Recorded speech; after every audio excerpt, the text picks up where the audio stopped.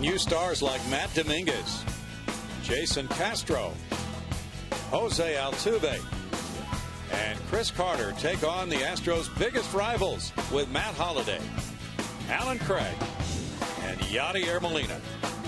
It's Game 2 with one of the Astros' biggest rivals, Astros-Cardinals, next.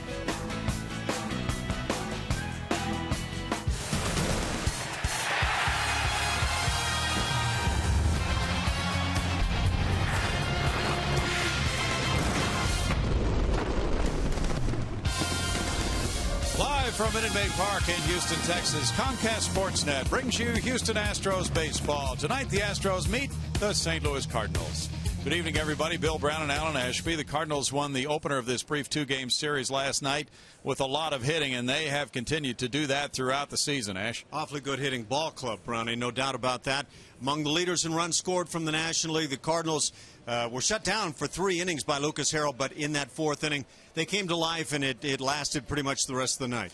They have had a losing record when facing left-handed starters, and the Astros will select Eric Bedard for this game. Pretty difficult to figure that one out as well when you look at the Cardinals lineup. They've got some good right-handed bats, but they have struggled against the left-handers. Eric Bedard has been a pitcher who has not enjoyed a whole lot of success in the wins column this year, but here of late he has really pitched well.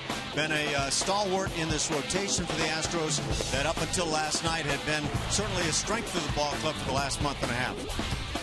His mound opponent, as you see, Eric, the last 4 starts going 2-1 with a 2.88 ERA. He's kept the opponent's batting average down 225, and he hopes to do that and fall right into the line because his mound opponent, Lance Lynn, has been very difficult to beat. He is 10-1 this year, and Lance Lynn is 29-9 in his major league career. Pretty impressive stuff. You talk about a guy that was a late first-rounder when he was selected by the Cardinals, but boy, has he shined since coming to the big leagues.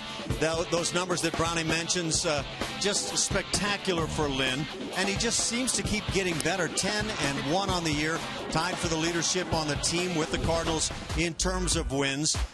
He's a right-hander that just simply goes out and does that. He wins ERA at 3.42. He's had a lot of run support. That whip, a very good one. And the opponent's batting average against tells you a whole lot. He has been tough to get to. Coming up next, Brett Wallace returned to the Astros last night. And the former Cardinal first-round draft choice had success in that left center field alley with a triple. He joins Julia in just a moment.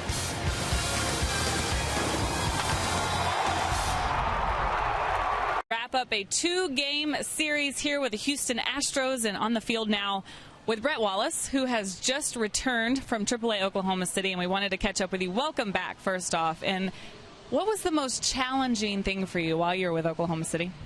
I think, obviously this is a brotherhood up here, so you get used to being with the guys, and throughout spring and throughout the early part of the season, we really rally together. So when you go down, you're really looking up there and seeing some of your brothers playing and battling and playing some teams tough, and so you want to be there and you want to be fighting with them, and you just got to stay focused and go down there, get your hard work in, and make sure that you're ready when you get the next chance. So you said you'd made some adjustments and you were hitting the ball very well down there. Now that you are back, what's the most important thing for you to do?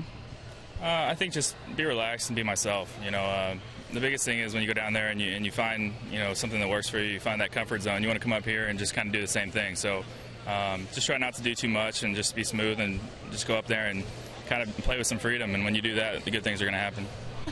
All right, that's Brett Wallace. Thanks for joining us. Stay tuned. Eric Bedard faces Lance Lynn as the Astros try to grab one from the Cards this Wednesday night. First pitch and lineups coming up next.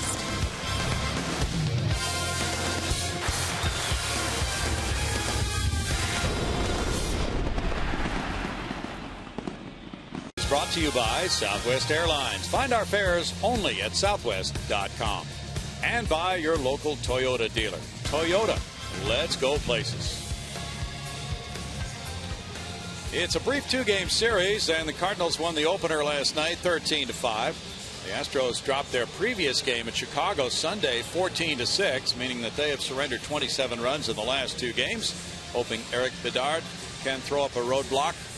And the Cardinals began the day with a 1-game lead in the NL Central with 48 wins, 29 losses, the best winning percentage in Major League Baseball, but being pursued very tightly by the Pittsburgh Pirates. Pittsburgh won today at Seattle 4-2, so things are very tight in the NL Central, even though the Cardinals have played so very well. 19 games above 500 for Mike Matheny's ball club. Matheny's club will go on to Oakland and then Anaheim on this 8-game road trip. And for the Cardinals and the way they hit, and they're now leading the National League in runs scored with 385, chance for them to get an extra bat in the lineup. That's not always good for the other team. So currently they have just a 1/2 game lead on the Pirates, 4 in front of Cincinnati.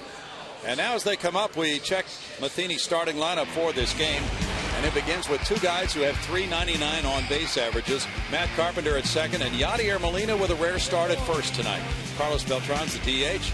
It's Alan Craig in right field, Matt Holliday in left, David Freese at third base, Shane Robinson in center with good career numbers against Eric Bedard, Pete Kozma at shortstop, Tony Cruz is the catcher batting ninth. Eric Bedard on the hill for the Astros, 34 years of age, 2-3 on the year, 4.43 the ERA. His last start a very good one against the Milwaukee Brewers. Took a no decision in 7 1/3 innings, allowed just 4 hits and a run. That's a bunt and a good one, and on the first pitch, that's a bunt single for Matt Carpenter of Galveston, Texas. He laid it down perfectly, and with that .318 batting average to start, he brings it up a tick with that leadoff single. Now these Cardinals look like a club that can do it in all phases. If you give it to them on the bunt, you get that chance to start a ball game, maybe start an inning later. I just think you have to take as much away from these guys as possible. Yadier Molina in the number 2 spot again tonight, as he was last night. He had 2 hits and 4 at bats in last night's game. He cranks one to left field, and it's 2-0 St. Louis. Molina, the league's leading hitter at .355 before that swing. It's home run number 6. That gives him 44 runs batted in, and Lance Lynn gets a very early 2-0 lead. I guess that's the small and the large of it right there in a couple of pitches. These Cardinals had not hit well against left-hand pitching this year, but they look like a club out to show that they are turning that around. They drilled 3 long balls last night, and now they get a 4th, and Carlos Beltran takes a look at strike one. The designated hitter tonight at .307. Beltran with 18 homers has 48 runs batted in. Molina has electrified this first inning for St. Louis. Bouncer up the middle at shortstop past the diving Jake Elmore, and that's 3 consecutive hits out of the chute for the Redbirds. Last night they put together a 7-run 4th inning on their way to the 13-5 win. That was their 7th 7-run inning of the year. A very explosive team. Even though the long ball has not been a staple for them, they're 11th in the National League in homers. They just hit .276 batting average as a team. Alan Craig at .321 has 7 homers, 61 runs batted in, and they hit especially well with runners in scoring position. Now that's the mark that's been the strength of this offense for the Cardinals. And the offense is a strength for the Cardinals, but their pitching is as well. Defensively, we saw them spectacular last night. Just a well-rounded club. 4-time Gold Glove catcher Mike Matheny. Pass the torch along to Yadier Molina. There's a ball, and Alan Craig has a 1-ball 1-strike count. That was a strike, rather. Craig has 93 hits. That's 5th in the National League. It's not that it's a speedy Whitey Herzog type small ball Cardinal club. They hardly ever attempt a stolen base. Ground ball, and here's Elmore getting it on to second. Altuve on to first for a 6-4-3 double play. And the Astros take over the American League lead with their 87th double play. No, in fact, to the contrary, Brownie, the Cardinals had by far the least stolen base attempts in the National League going into last night's game.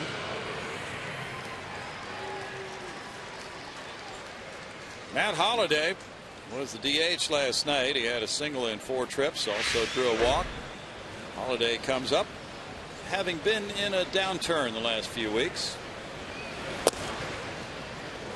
Holliday takes that one, and it's ball 1. Not much on that throw by Altuve, turning the double play. I don't know if he just felt like he had it in the bag and and just wanted to lob it onto first base, or if it was a poor grip of the baseball. Swing by Holiday takes the count to 1-1. Holiday's a .400 lifetime hitter against Eric Bedard. Bedard 1-3 lifetime against the Redbirds with a 5.91 ERA and 4 starts. He's allowed just 2 runs or less in 7 of his last 8 starts. And already has allowed a 2 spot to the first 2 batters in this game. 2 balls, 1 strike now. Cardinals are 4-4 in interleague play. They're 3-0 in American League parks.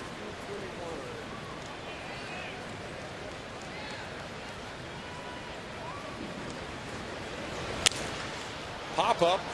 Brett Wallace at first base. Ending the top of the first with 2 runs scoring on 3 hits. Molina cranks one to give him 44 runs batted in and a 2-0 Redbird lead. Molina first inning homer. Now the Astros come up. Both quarters lineup card begins with shortstop Jake Elmore, who just rejoined the Astros last night. He's followed by Jose Altuve on a 6-game hitting streak, playing second base. Jason Castro bats third, does the catching, followed by left fielder Chris Carter, DH Carlos Pena, right fielder J.D. Martinez, first baseman Brett Wallace, third baseman Matt Dominguez, center fielder Brandon Barnes. On the mound for the Cardinals, right-hander, 26 years of age, Lance Lynn, 10-1, the impressive mark on the year, 3.42 the ERA against the Astros. Look at those numbers, 4-0 in 5 starts, 1.42 ERA. It looks to be an uphill battle against this righty. Lance Lynn is coming off a 6-1 win against the Chicago Cubs. Jake Elmore gets it started. Just recall from Oklahoma City before the game last night. There's strike 1 to Jake. 364 is his average, 4 hits and 11 at bats. He filled in the series in Pittsburgh when Jose Altuve was injured and was away from the ball club with a death in the family after that collision. And Elmore showed a good bat in that series. No balls, 2 strikes. Elmore was performing well, playing primarily second base for Oklahoma City. So this is his second stint with the Astros and his third in the majors. He had played 30 games with the Arizona Diamondbacks at the end of last year. He was hitting .300 for the Oklahoma City Redhawks. That's strike 3. And Lance Lynn opens with a punch out. Nothing tricky right there. Just came with the 2-strike fastball, spots it well down and away. That defense for the Cardinals tonight. Tony Cruz gets the nod behind the plate. Around the infield, Yadier Molina. Apparently he can really hit as a first baseman. Matt Carpenter, Pete Kozma, and David Freese. In the outfield, Shane Robinson in center, flanked by Alan Craig in right, and Matt Holliday back in left. Good defensive team. Cardinals have committed just 30 errors. Jose Altuve looks at the elevated fastball. Ball 1. 295 for Jose. 3 homers. 27 runs batted in, a .328 on base average for Altuve during his 6-game hitting streak. He's gone 9 for 24. That's a strike for Lynn, and the count runs to 1-1. Jose was 1 for 4 in last night's game. Ash mentioned the outstanding career record for Lynn against the Astros, 4-0 with a 1.42. Beat them 3 times last year. Foul back. He was 3-0 with a 140 against Houston last season. For the Redbirds, who have the second lowest ERA in the National League, 3.23. It's been a relentless starting rotation. It adds up to 42 wins, 19 losses, and a 3.03 earned run average. Jake Westbrook got them off to an outstanding start last night with 5 no-hit innings, and he left after 6 innings, giving up 4 runs. Starting pitching for the Cardinals, again, one of their strengths. That group is 42-19 on their own. The ERA among the leaders. On its batting average against, kind of on and on. 30 home runs allowed. And they do play in a probably pitcher-friendly ballpark in St. Louis. But a park that some people will tell you is pretty neutral. Full count now to Altuve. And that is strike 3 call, a tall strike 3 call for the big umpire, Tim McClellan. Swing the bats, boys. I think that's what you say. And I think sometimes when you're just trying to come out of a tough time, swing the bats. Let them fly. 2 outs, and it's Jason Castro batting now, the number 3 hitter for the Astros. Castro with a .272 average, has 10 homers. He's driven in 26 runs. Castro 0 for 3 in last night's game, but he had a sacrifice fly to give him that 26th RBI of the year. Fouls it away. There's strike 1. His wife Maris is going to be joining us a little bit later to talk about their favorite charity. That's a book drive. They're involved with the literacy program, Castro's Kids. It's going to be a book drive here at the ballpark. In fact, you can drop off your books for grades K through 12 if you so choose during the day at Union Station, even if you're not coming to a game. But also there's that option of coming to a ball game, which everybody likes. And Saturday and Sunday is the big book drive. Castros will be donating some books, as well as folks from the community. There will be a raffle for some autographed Astros items, as well for those who do drop off books, new or gently used. They go to the Houston Independent School District. So 1 ball, 2 strike count. Among American League catchers, Castro's second in doubles with 22 and tied for second in homers with 10. I guess it kind of figures a couple that went to Stanford for their education might be involved in advancing literacy. Yeah, it's a great effort on their part. 2 balls, 2 strikes. Left-handed hitters have been held to a .237 average by Lance Lynn. Right-handers only .208. Lynn was a 17-game winner last year for the Redbirds. So for his career, he's 29-9. .763 winning percentage, tops among active pitchers. Castro skips rope on that low pitch. It's a full count on him. Scouting report on Lynn is that when he gets to 2 strikes, he doesn't often waste a pitch. Of course, he wouldn't be here. But if it's 0-2, as you saw with Elmore, he's going to come usually right after the hitter and try to finish him off on that next pitch.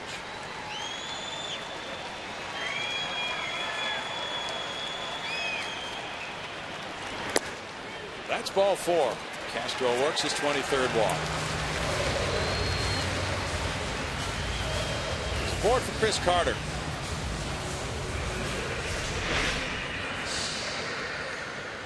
That up and away fastball, pretty much.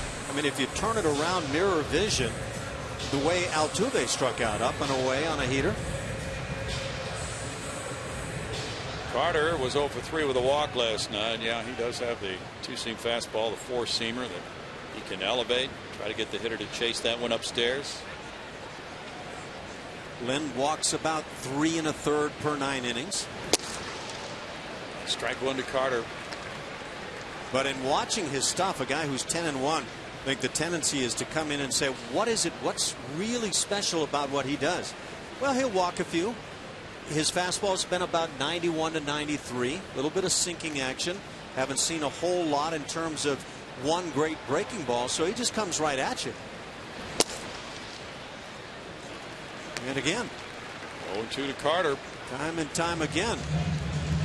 Lynn was born in Marion County, Indiana. He went to the University of Mississippi. He was the all-time strikeout leader there. A sandwich pick in the 08 draft after the first round by the Cardinals. He has only allowed 5 homers in 92 innings. And a slider gets him a strikeout. He strikes out 3 in the first, with the Cardinals leading it 2-0 after 1.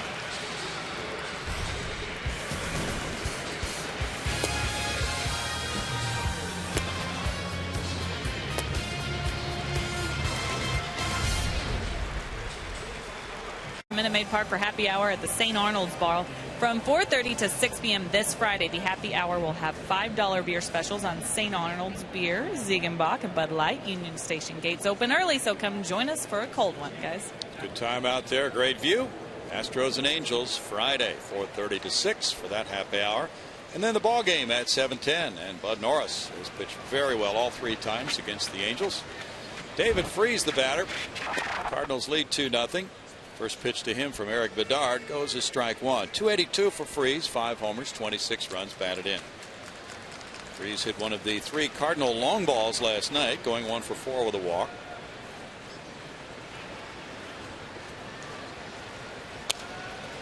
He fouls it back, and it's a no ball, 2 strike count to David Freese.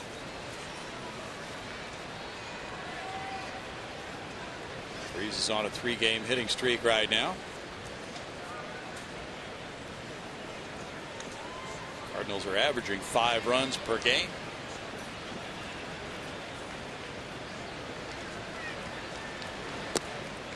Curveball missing, and that takes the count to 1 ball, 2 strikes. Eric Bedard last pitched a week ago today, so working with extra rest. And he pitched very well, but lost 3-1 to Milwaukee, giving up just 1 run in 7 1/3 innings. Or he got a no decision rather.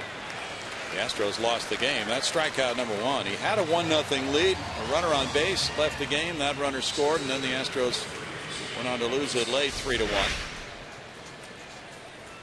Get some success here with that curveball as he dives it under the knees. Eric's been throwing the ball very well. Shane Robinson is up next. 218 for Shane, 2 homers. He's driven in 8. He's 5 for 10 lifetime against Bedard. And fouls that for strike 1 on Robinson. John Jay resting today.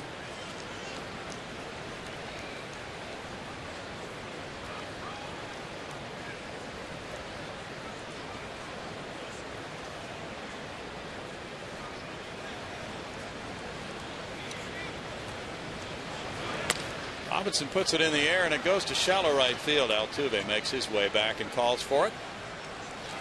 That's 2 outs for Eric Bedard. And Pete Kozma will follow. Kozma showed us some good fielding abilities at shortstop last night. What he did was show off a great arm, I thought. He also made a terrific play with the glove, but he popped up on that one over the top, humped it across the infield. Very good throwing arm at short. J.D. Martinez in the 6th inning. That's strike 1, and Kozma with a .252 average has 1 homer with 27 runs batted in.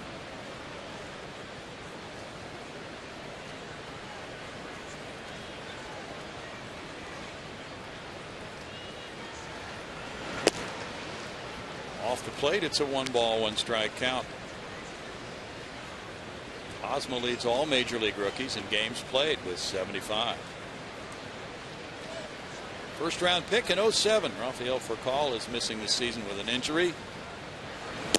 Kozma has moved in. He got 72 at bats in the big leagues last year and 17 the year before. This is his first real shot at being an everyday player. Tony Cruz is on deck.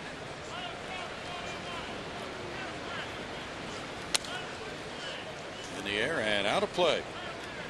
2 balls, 2 strikes. It's a good group here of Mizzou Tiger alums tonight, about 55 of them taking in this ball game. I'll bet you'd like to meet that group or some portion thereof. I've met a portion of them. You've seen a portion of them. Good looking group. Absolutely.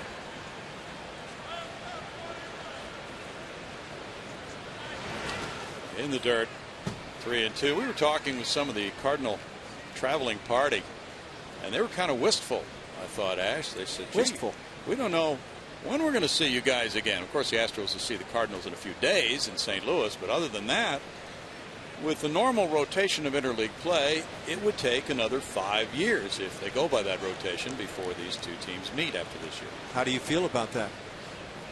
Kind of wistful. Nice. Well, we've enjoyed a lot of quality baseball between these 2 teams down through the years. Some real battles. That's a 2-out walk for Eric Bedard. And just really good, meaty baseball. You know, managerial decisions, a double play pitch by somebody to get out of trouble. Now you're talking National League ball, aren't you? Roaring crowds, and just really good competition. The final day of that 01 season in St. Louis. Some of the postseason play between these clubs. Yeah. Memorable games. Tony Cruz at 167 has no homers. He's driven in 4.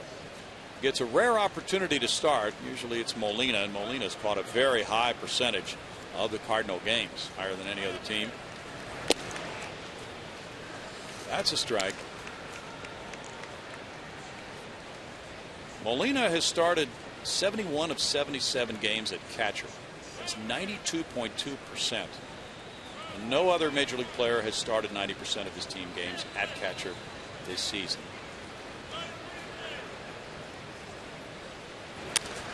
Cruz puts it in the air and out of play.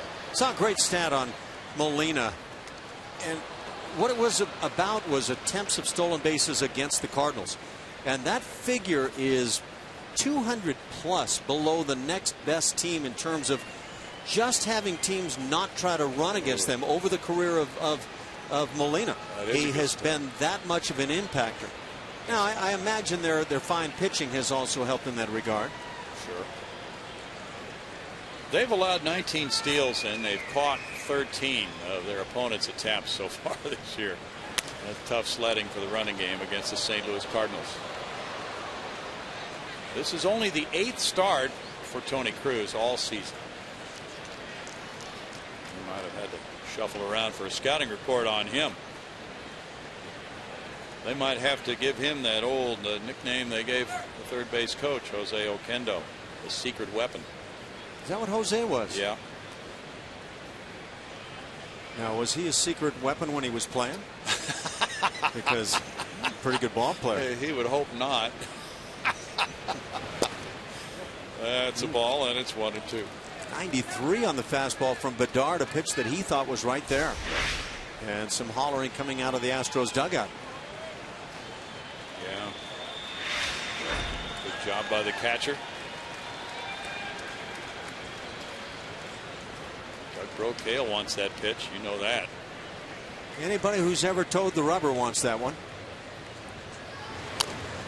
Foul ball on the ground. Keeps the count at 1-2 on Cruz. Bedard has really put together solid work. I mentioned that last game he pitched here against Milwaukee 2 starts ago. He beat the White Sox here 2-1. 6 innings of no earned runs. Had a 2-1 win on the road over the Angels back on June 3rd. Yeah, we talked about that most recent start against the Brewers. Working into the 8th inning, it was just spectacular work. Had not allowed a run until the bullpen gave up a run on a base runner he left. That was his longest outing in terms of innings. Way outside. 2-2. And also he threw 98 pitches in that last start. He threw 104 the start before here against the White Sox. That's his top figure. He really had to be built up because he had an injury and spring training hardly pitched at all. So he started the season in the bullpen. Yeah, the way the spring went for Bedard, I wasn't convinced we were going to see him at all. It's worked out well. In the air and again out of play. Cruz putting up a battle here at 2-2 in the count. 30 pitches by Bedard so far.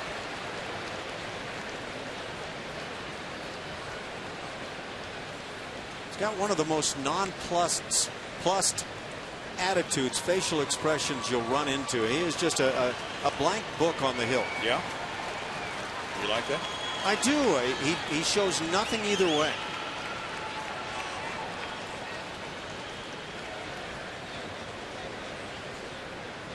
Do you think that should be our objective for the postgame show? I think we could probably find something else. Now 3 balls 2 strikes and the runner will take off. Cosma. Unless, of course, Eric finds a way to, after allowing those 2 runs after 2 hitters tonight, just shut it down and the Astros bats come alive.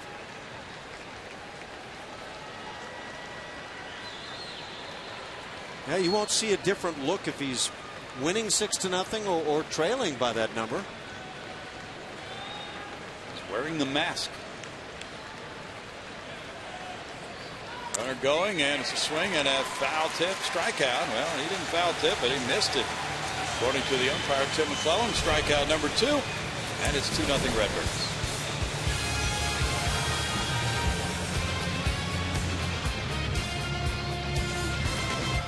to watch Chevy Hometown Kids every Saturday morning at 9:30 on CSN. Chevy Hometown Kids, where it's not about the score, but the experience. Now we go up to Brownie and Ash with a special guest.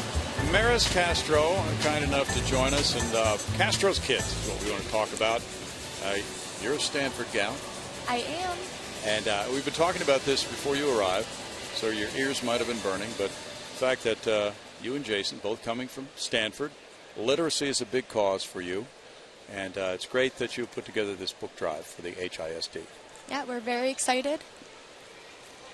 I think it's going to go well, too, because the word is getting out there. Carlos Pena, the batter, and there's strike one. So whose idea was it? Oh, it was both of ours. Okay. Oh, please, it's always the wife's idea. Come on, just go ahead and throw it out there. Yeah. No, we were brainstorming about how we could get involved in our community, and we call Houston home now, and we're very excited to give back. Good. That's really a great effort on your part, and hopefully you get many, many books. And Pena fouls that one. It's 0-2, so you kind of feel like you're getting entrenched in the community, right? Definitely. We call Houston home now. We've made our off-season house and home here, so. That's fantastic. That's a great place to live. You'll miss California, of course, but you can go back for visits. We go back to visit all the time. You say you're from the New England area. I am. I'm from Rhode Island, and Jason's from California. No balls, 2 strikes to Pena. So tell us the details now. Folks can bring books by Union Station. When is it? Friday is the actually, tomorrow and Friday during business hours, 8:30 a.m. to 4:30 p.m. And if you come, you can still be entered into the raffle that we will be holding. That's great. You might get some autographed memorabilia. Yep, there's autographed memorabilia, some great tickets.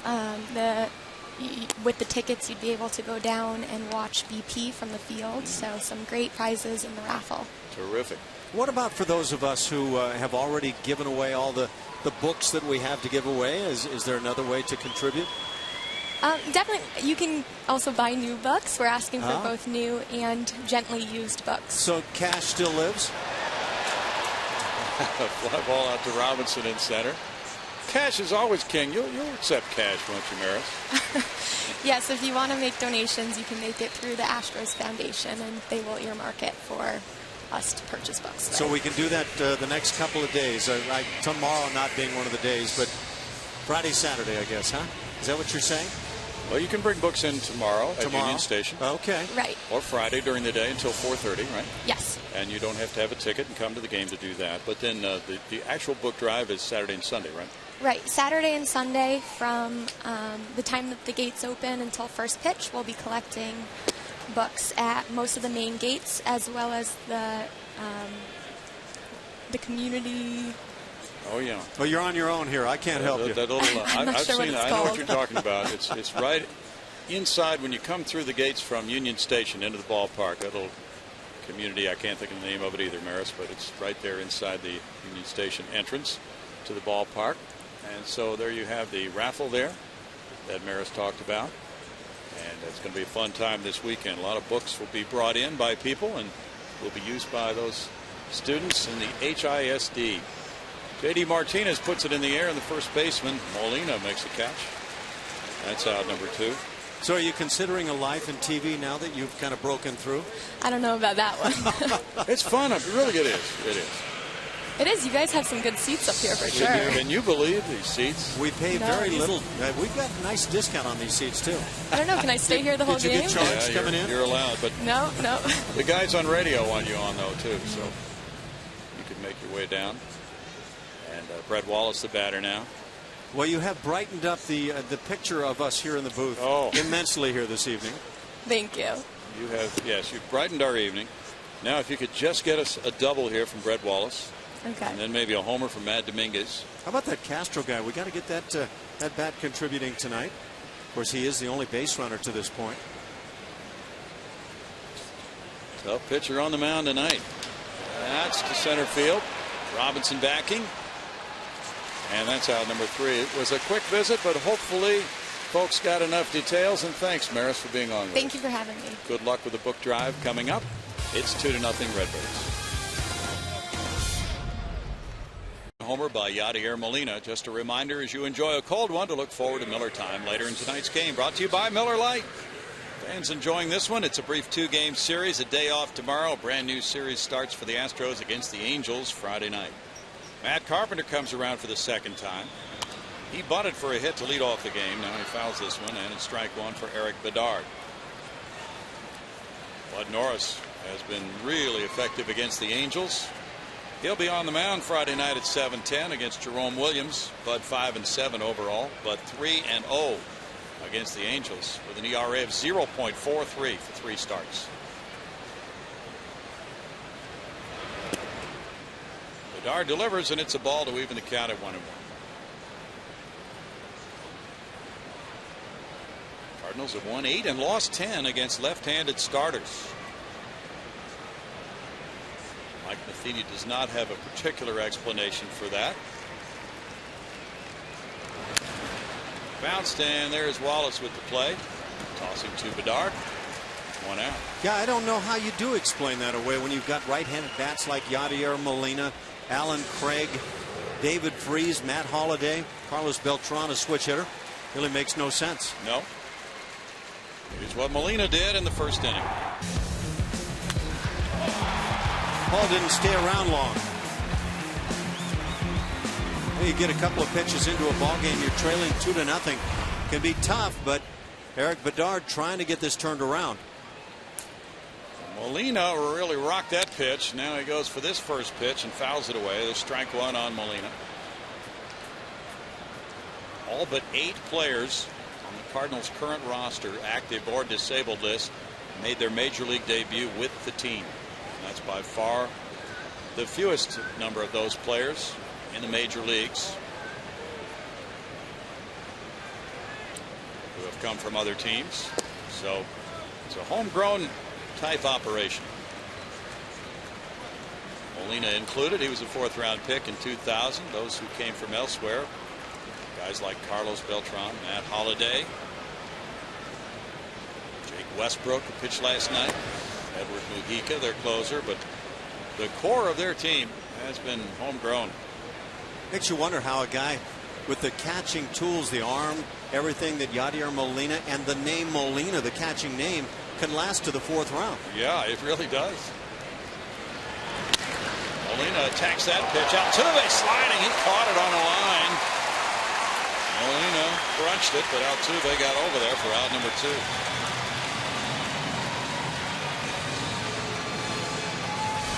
Well, that didn't turn out to be routine, that's for certain.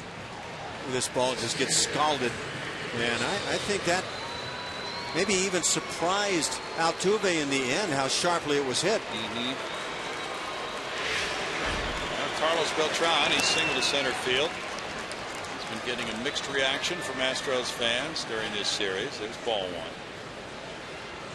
They were cheering their lungs out for him when he played against the Cardinals in the postseason. In 04, what a terrific postseason he had. And this one goes up the left field line, and it's hooking, and a foul ball for Carlos this time. That makes it 1-1 to Beltran. Individually, one of the great postseasons I think you'll see. Yeah. That one goes down in history. It's a breaking ball. It's hard to keep that pitch fair.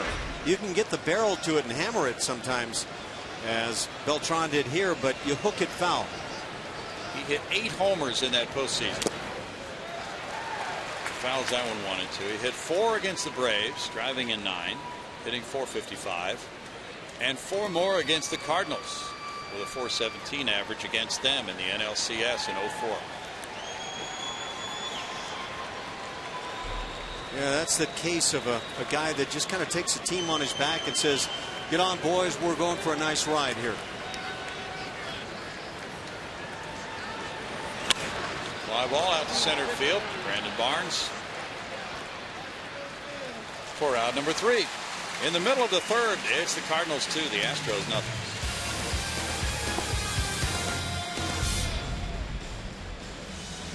AT&T tweet of the game is from Astros GM Jeff Luhnow, who's busy up there, probably working. He wrote, Preston Tucker, 991 OPS in June for Lancaster. Move him up. Pretty cool stuff considering He came up not long after, right, Brownie? Yeah, he did. So he's moving up to Corpus with 75 games under his belt. At Lancaster, a .326 average, 15 homers, 74 runs batted in to lead the California League, an on-base percentage of .384. Now a member of the Corpus Christi Hooks, and in essence replacing George Springer, who just left there. Yeah, just about to say, I think if I'm not mistaken, there may be an outfield spot that has been vacated just for Mr. Tucker. Spot.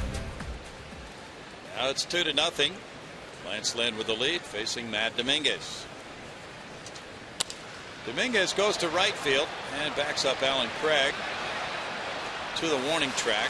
One pitch, one out for Lynn, who's in attack mode tonight. He has not needed very many pitches. Yeah, this is again not a 95+ mile an hour fastball we're looking at from Lynn, and yet the reaction of the hitters kind of leaves me thinking that maybe it's one of those sneaky fastballs. The batting average against his fastball this year is .221. That's a great number. Usually fastballs get hit around pretty well. Brandon Barnes, .258, 3 homers, 16 runs batted in. Knows he's been in a bit of a downturn. He said, well, I've had about 4 tough games in a row. And he was talking about that very thing, a bunt, showing bunt there, strike one. But he said the third basemen are playing me in tight, so it's been tough to think about that. He's currently 0 for his last 16. He doesn't change a lot about his routine, he said, when he's not doing well. Fly ball to right field. Coming in for it, Craig.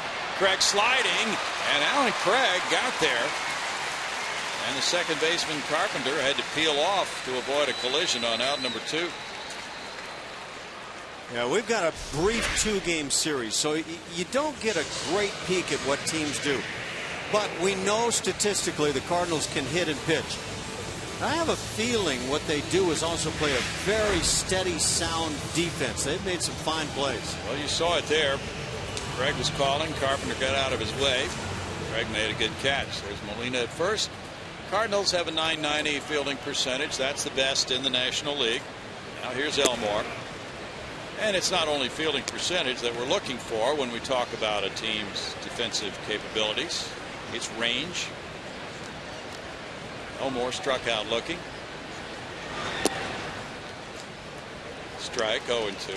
Yeah, the one thing you can say about the Cardinals that they're not is that real aggressive, successful team on the bases. They just don't run a lot.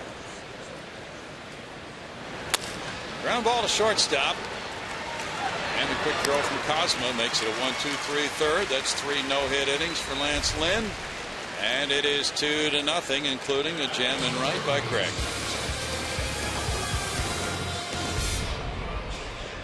Net is brought to you by Jack in the Box. Now's your chance to go big at Jack in the Box. Try Jack's Big Stack Burger. 2 jumbo beef stack patties stacked with onion rings, cheese, and pickles. And by White House Down in theaters this Friday, June 28th. Well, the Astros are looking for their first hit. And now the Cardinals come up as Eric Bedard is in a similar situation to that of Lucas Harrell just 24 hours ago. It was 0-0 after 3. Now it's 2-0 though Cardinals, but the idea being that his mound opponent has a no-hitter through the first 3, and there's ball 1 to Alan Craig. Ball 1 strike to Craig. Craig bounced into a 6-4-3 double play. 2 nights in a row where the Astros hitters having a tough time figuring out the starter for the Cards.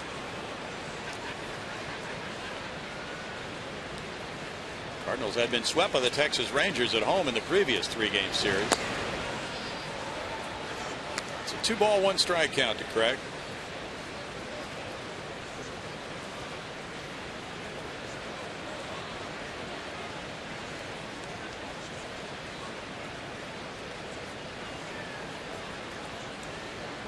The Astros have a record of 11-12 in June.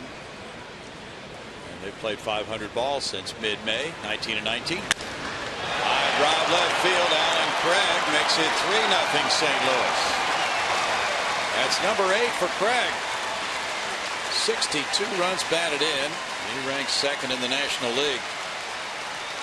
And Craig had a 4-hit night last night, driving in 3, including a homer. That's an 8-game hitting streak for Alan Craig. One thing pitchers want to stay away from them when they fall behind in the count, bringing a fastball up. You could see above the belt, got a lot of plate, and that ball just got demolished by Alan Craig.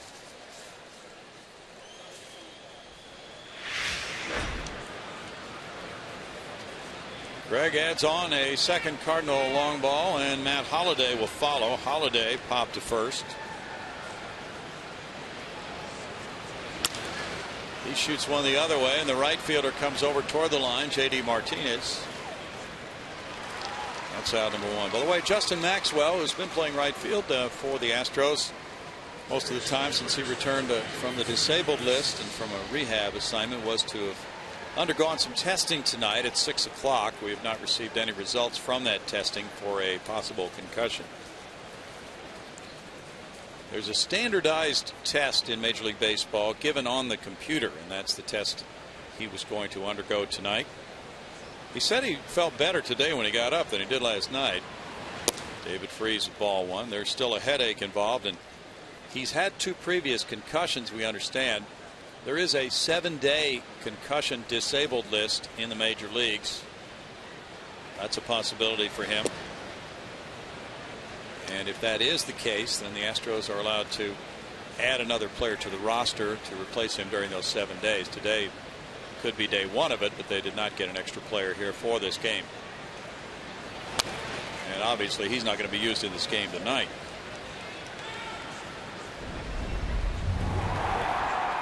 Last night when he made this diving effort in right center field, you could see it right away. The upper body just dove into the ground, and it was the head that took the brunt of the force. And you could tell he just never quite felt right after that. Well, he was making fun of his landing last night on that attempted catch. That's a good sign. Yeah. Very good spirits as he arrived today.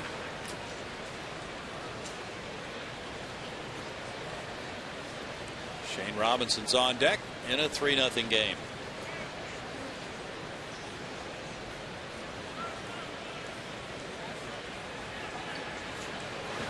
Bedard throws, and that's a strikeout looking for Freese.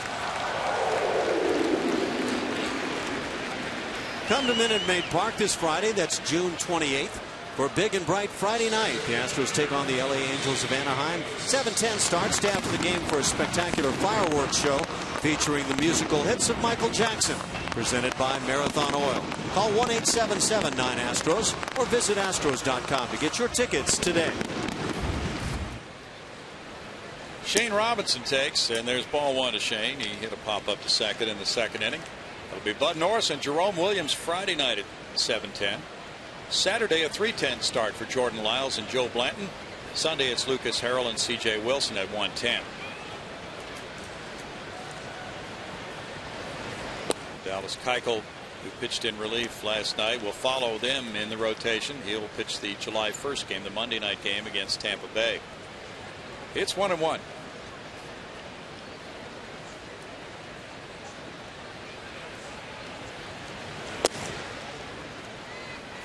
Two balls, one strike, and Saturday, Mr. Ashby, you and I will be down on the concourse signing some books. Houston Astros deep in the heart, along with Art Howe, Bob Aspromonte, Jose Cruz, Jimmy Wynn, J.R. Richard, from 2 to 3 Saturday before that 3:10 start. Yeah, that book's so nice. I'm glad to see everybody able to come on out and participate in trying to help sell that book. It's just a wonderful book that you guys have thrown together, Brownie. Thank you. Glad you like it. And we hope others do too. That is a strike. That makes it 3-2. It's always fun too to see guys we haven't seen in a few months, like Bob Aspromonte. You haven't seen a lot of Art Howe this year. I've seen him in the studio. J.O. was out tonight. J.R. was out last night. Jimmy Wynn's been around. Line drive, left field corner. Shane Robinson heads for second base. And the throw comes in to the cutoff man. It's a double for Robinson. His first of the season. He continues his success against Bedard. For Chris Carter in left field, not the cleanest play as he tries to backhand this line shot, and already, by the way. Robinson was heading towards second base, but the ball simply bobbled at that point, and that provided the double without any play. That's hit number 5 for the Redbirds. 3 of them extra base hits. Now Cosmo, who drew a 2-out walk in the second inning after the visit from Castro to Bedard. Carlos Corcoran was talking about Jason Castro and his preparation for games, how much Carlos has learned from Jason, the wealth of information that Jason can find for those meetings they have with the starting pitcher before each game. That's a strike. I asked Carlos, does the starting pitcher ever provide any feedback? For instance, well, you know, such and such a hitter is vulnerable to chasing curveballs at 0-2 in the count. He said, yeah, sometimes a guy will say, well, you know, I don't feel that good about my curveball. What else can we do? And he'll suggest an alternative. I found that it was very important to have the pitcher's input, because different pitchers have a different feel for how they've had success against a given hitter. I thought that was key. Did you ever find that with what a pitcher's confidence level was, you really couldn't go with the game plan you wanted to go with? A lot of times. Now, I had the pleasure of catching a pitching staff that was pretty good. When we're talking about here in Houston, you start having J.R. Richard, Nolan Ryan, Joe Niekro, excuse me, and you know, Mike Scotts and the likes of the guys that were on this staff for years. You go with their strength. You don't start saying, well, look, this is what this hitter likes to hit. For me, you stay with a guy that's been very successful in his strengths. Loop to shallow right field. Altuve back for the catch to win the top of the 4th. To Craig Homer, his 8th of the year, lifts the Cardinals to a 3-0 lead in the 4th. Our trivia tonight is brought to you by your local Toyota dealer. Let's go places. Let's go with the trivia. Who is the Cardinal who has 3,000 hits but has a lifetime batting average under 300? Well, I'm going to go. I know where I'm going to go. Let's see. I don't know that I'm right, but I know what I'm going to say. Lifetime average under 300, but 3,000 hits. You don't have that one wrapped up? No, that's an interesting that makes me feel like I might be wrong on this. No, you're probably right. Just stick with whatever you're going with, and we'll let people look it up on the internet. It's a way to build my confidence there. Cast their balance. Yeah. Jose Altuve is up for the second time. He was caught looking in the first. Well, there's a story out tonight. The A-Rod saga will not die. That's ball 1 up and in from Lance Lynn. According to this story tonight, Alex Rodriguez believes the Yankees do not want him to play this year. You think? And perhaps ever. He thinks they are deliberately slowing his return to the active roster in the hope they can have him declared medically unfit to play this season, enabling them to recoup 80% of his $28 million salary through insurance. If they're not considering that, I don't think they're doing good business.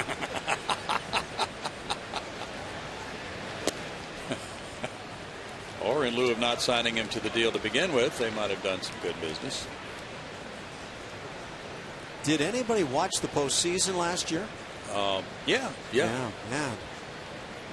That was not good.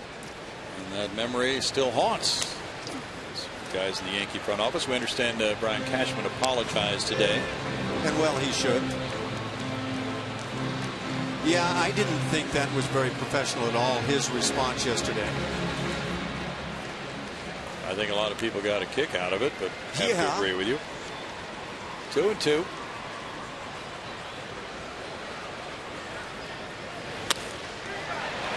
Line into left center field. Altuve will take the turn. Robinson gets to it, plays it cleanly on an Altuve single, giving him a 7-game hitting streak, and that's hit number 1 for the Astros.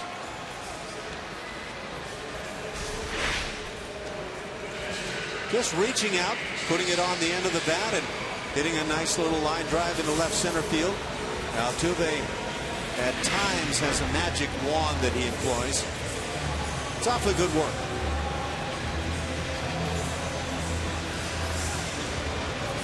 He's aboard for Castro now. And we don't have to talk no-hitter any further tonight. That's a relief. Well, maybe it was a good storyline for a while last night. Line shot left field. Played on one hop by Holiday. Altuve can't get to third. The ball hit sharply. Castro follows Altuve's hit with a single of his own, and it's first and second, nobody out for Chris Carter. Apparently Maris Castro had a little conversation with Jason. Yeah. Oh, this guy can sting it the other way. He can get pitches that a lot of guys will try to yank to right field as left-hand hitters, and Jason just stays on it and lines it the other way. Now 2-man on for Carter, who struck out in the first inning. Yeah, I think the numbers are headed northward over the career of Jason Castro. Yeah. That's ball one. Rangers 4, Yankees 2, bottom of the 6th at Yankee Stadium. While Overbay hit his 9th for New York. And they may need him without Mark Teixeira. Surgery has been recommended for Mark Teixeira on that wrist. 2 balls, no strikes. Now Carter will try to zone in on a pitch he wants to hit. Try to make it be in a certain area.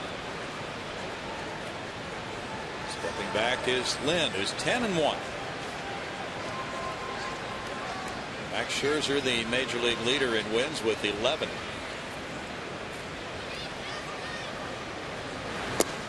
That wasn't the pitch he was looking for, and the count goes to 3-0 on Carter. I think a couple of the keys for those Yankees you talk about with Lyle Overbay and what he has done, keys for that club being in contention as they are, would be Lyle Overbay and Vernon Wells. Yes. Although Wells has really hit the skids of late. Sure has.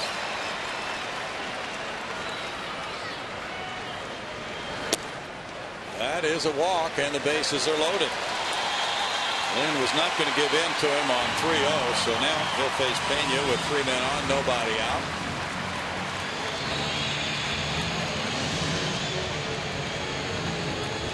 Trivia answer: 3,000 hit Cardinal. Batting average under 300. Shame on you for not knowing this. Lou Brock. Yes. 293. I think you're playing coy there, Bronny. No, I really didn't. Yeah. I didn't have it. You had it, right? 3,023 career hits, I believe is the number. Okay. As I recall, not a bad base stealer either. Here's a trivia question for you. Okay. All right, the first ever game for the Houston Colt 45s was played at Colt Stadium, 1962, against the Chicago Cubs. Who was the first man to bat in the first ever game for the Colt 45s? Julio Gotay. Well, he was getting his cheese sandwich ready for later on in his career, but it was not Julio Gotay. I felt with Sonny Jackson. Nope.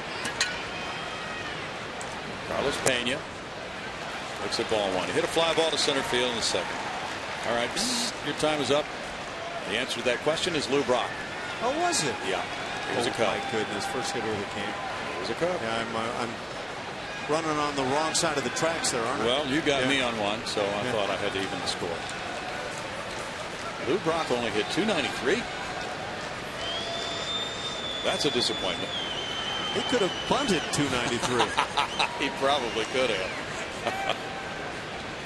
A golden opportunity here for the Astros, trailing 3-0. To get some runs across, and they would love to make this a crooked number inning.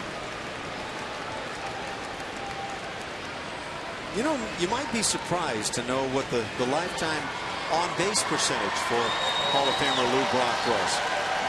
Just 343. Okay. Yeah. Not a bad number, not a great number. It is not great for a leadoff man.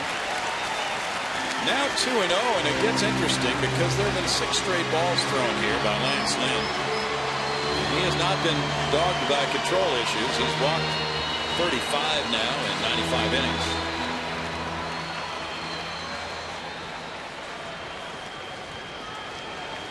His curveball has been his most improved pitch recently. Upstairs, now 3-0. JD Martinez next. Seize the moment time for the Astros.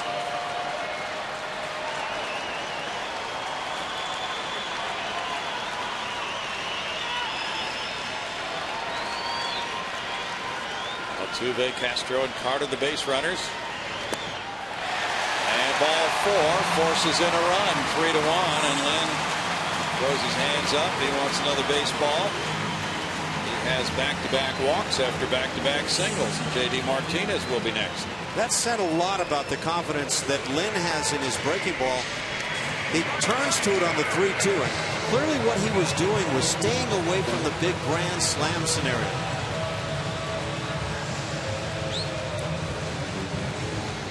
This might seem weird to you, but Roger Clemens was going through my mind on that sequence. Yeah. How so? That he wouldn't mind a bases loaded walk rather than an extra base hit if it came to that choice. Martinez fouls it back, strike 1. See, here's the deal that I think a lot of people miss, a lot of people in baseball, is that if you give that pretty good hitter, that major league hitter, a fastball that he's looking for, and that guy has some power, he's likely to do some big damage. And I always felt the same way. I always wanted to stay away from the big swing. Martinez grounds it slowly. There's Freeze to second, and the relay is high and late, and a run scores. Castro coming across. It's 3-2. The ball was not hit hard, and Martinez was able to beat that relay. Freeze didn't seem to get a lot on his throw to Carpenter, and then Carpenter's relay was high. Martinez gets his 30th RBI. Staying out of the double play crucial right here. And I don't know if the Cards with a good throw here get it. I don't think so, no. But JD Martinez busting it down the line. Chance to get right back in this game. And now 3-2 with Brett Wallace the batter. Runners at first and third and 1 out. Wallace hit a fly ball to center. Backdoor slider missing, ball 1.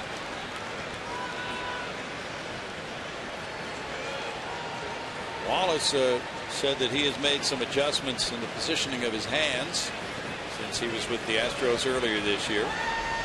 Brett, 26 years old. The Cardinals drafted him with the 13th overall pick in the first round in 08. He's from Marin, California. And Arizona State. Now it's 2-0 to Wallace. Okay, even the out made today by Brett Wallace. He drives the ball out toward left center a bit, hit the ball well. A couple of times doing the same thing last night. It's a very different Brett Wallace to this point than we saw early on. Last year he hit .253 for the Astros, had 9 homers and 229 at bats, drove in 24. Up the middle and into center field, a big hit for Wallace, ties the game. Carter comes home. Wallace gets his 3rd RBI, and it's 3-3 in the 4th. He's swinging the bat so much better, and I think that Brett Wallace can be a very good major league hitter. I don't think that you can tell him we want you to pull home runs, because when he takes his normal swing, he goes back up the middle, and I think that can be a great strength. This is a shot of what Brett was doing in the minor leagues. Nope, maybe not. He had good numbers there. But he does the same thing. He goes back up the middle, left center field. Big part of his game. Dominguez looks at a pitch for ball 1. Dominguez hit a first pitch in the air to the right fielder in the 3rd inning. 43 runs batted in gives him the club lead, despite batting 8th a lot of the time.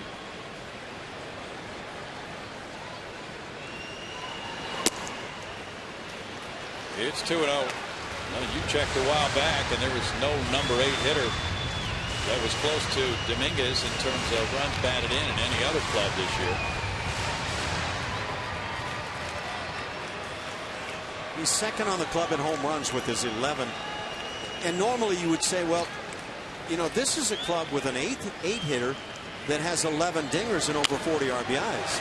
Roll to third. Freese steps on the base for the force out there, forcing Martinez. 2 outs, and it's Brandon Barnes looking for a go-ahead hit. But the fact of the matter is, for the Astros, it's been by choice that he's been in that 7 and 8 spot throughout much of the year. It hasn't been because the lineup has been loaded with guys through the heart, and then you wind up with that guy who also produces in the 8 spot. Barnes is the 8th man to bat here, and the Astros 4th.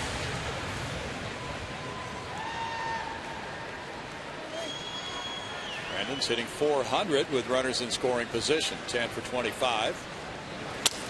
Up the middle into center field. Here's Wallace around third. Coming in, and the throw goes to third base, and it gets away. The Astros have the lead, 4-3, and Barnes winds up at second. After his RBI single, his 17th run batted in, and Barnes coming out of the slump. That was setting up to be really intriguing at third base. If this out is recorded before the touching of home plate, you don't get that big run.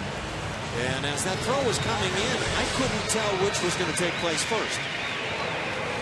Not sure why this ball gets by at third base. Freese was unable to corral that throw from Robinson in center. Barnes winds up taking second on the throw, getting credited with an RBI single, and it's Elmore batting, showing bunt, and that's strike one.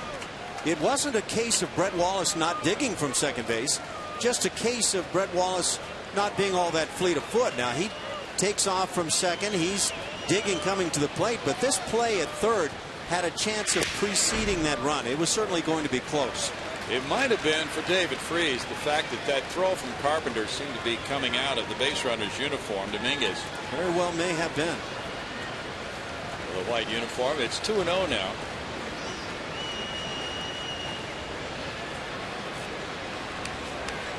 Elmore said that in the Pacific Coast League recently he had been getting a lot of hits to right field, but then the pitchers were adjusting on him in the Oklahoma City games, and they had been pounding him inside in recent games.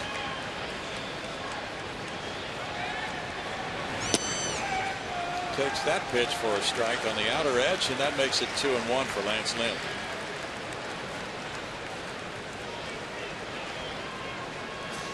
That's Joe Kelly in the bullpen.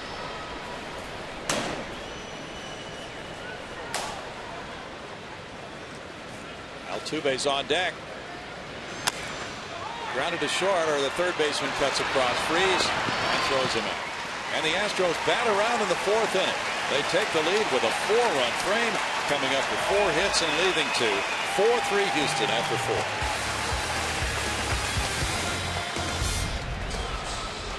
To the 5th, MLB.TV celebrates 11 years with new low yearly prices. Watch every out-of-market game live on over 350 supported mobile and connected devices in HD quality with MLB.TV Premium. Visit MLB.TV. Baseball everywhere, guys.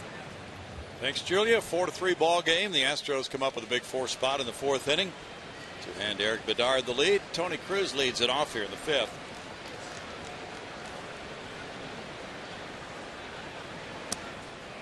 Bedard delivers, and there's strike one after he spent a while away from the mound, with the Astros sending 9 men to the plate in that 4th. It was a productive time.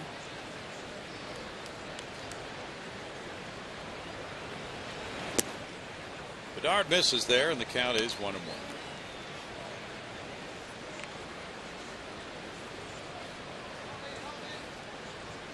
25 years ago today, 22-year-old Craig Biggio made his major league debut.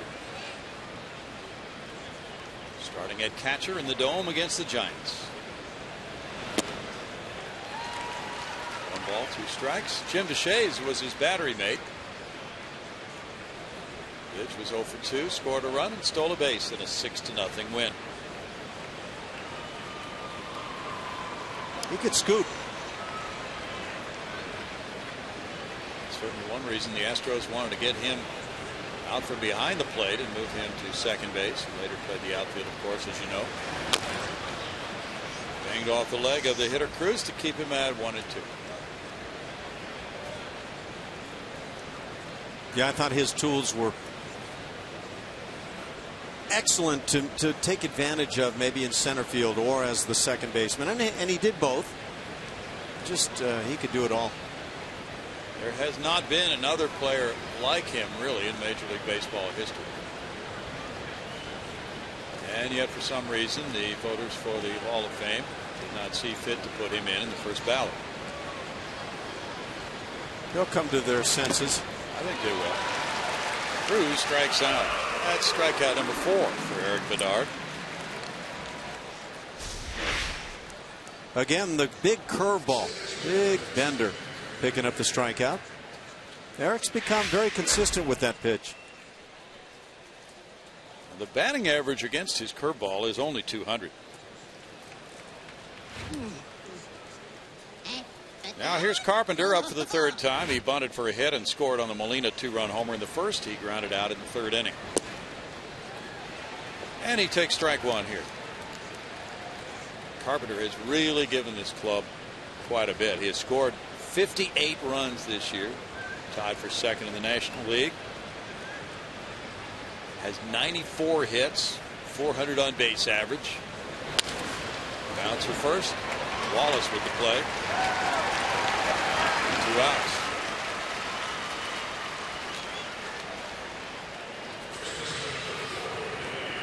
George Springer and Delino DeShields were named to the U.S. team for the All-Star Futures game around the All-Star break, July 14th at Citi Field. Congratulations to those 2 guys. And there's a chance that 18-year-old shortstop Carlos Correa could make it as well. That goes down to a fan vote. Molina looks at ball 1. Molina has a 2-run homer and a line out to second. Fans can vote between now and June 30th at MLB.com/futures. Futures-finalists. And on Astros.com. Keith Bodie was named to the U.S. team coaching staff, Corpus Christi manager. Broken bat looper into shallow right field. A hit for Molina. George Springer hit 2 homers in the All-Star game last night in Arkansas.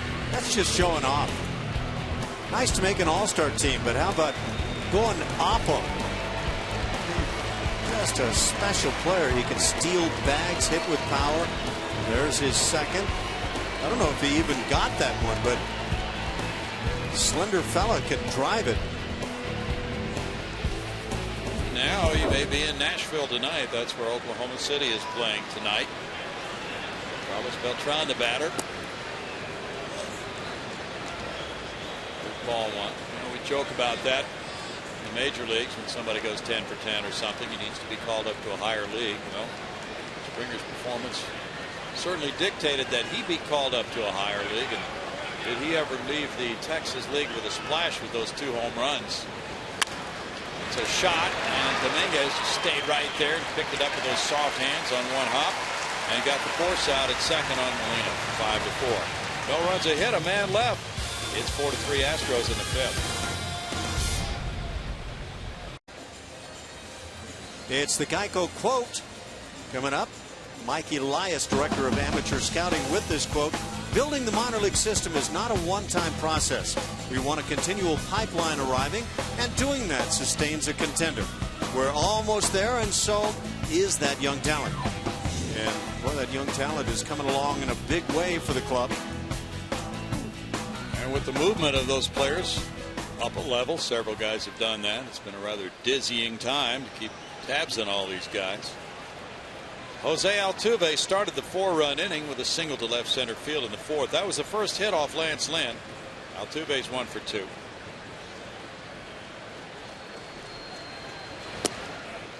And that's strike 1. Average velocity for the fastball is 92 for Lynn. That last one went up at 91. He's lost some weight since last year. It's 0-2.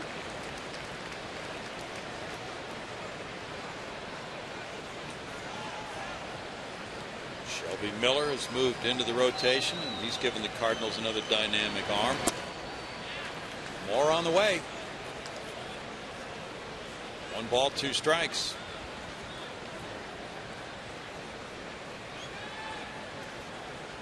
I wonder how much the confidence of pitching to Yadier Molina has aided this staff. Oh, quite a bit. Fly ball to center. Robinson there. Molina does an awful lot for those pitchers. George Springer and Delino DeShields both selected to participate in that Futures game July 14th at Citi Field. Carlos Correa might be there. Fan vote will be coming up, and you can log on to Astros.com for that. Cast your vote for Carlos Correa, and he might get that final spot on the world team. Believe me, he can play with those guys. Played a little bit in spring training, and he was not intimidated. In fact, he might have been the intimidator at times. He played very well. Strike to Jason Castro. He has a walk and a single tonight. Scored a run. In addition to Springer being the MVP of the Texas League All-Star game, David Martinez, Jake Buchanan, Mike Foltynewicz each hurled a scoreless inning in the South 6-0 win last night. One hopper to short. Cosma. 2 outs.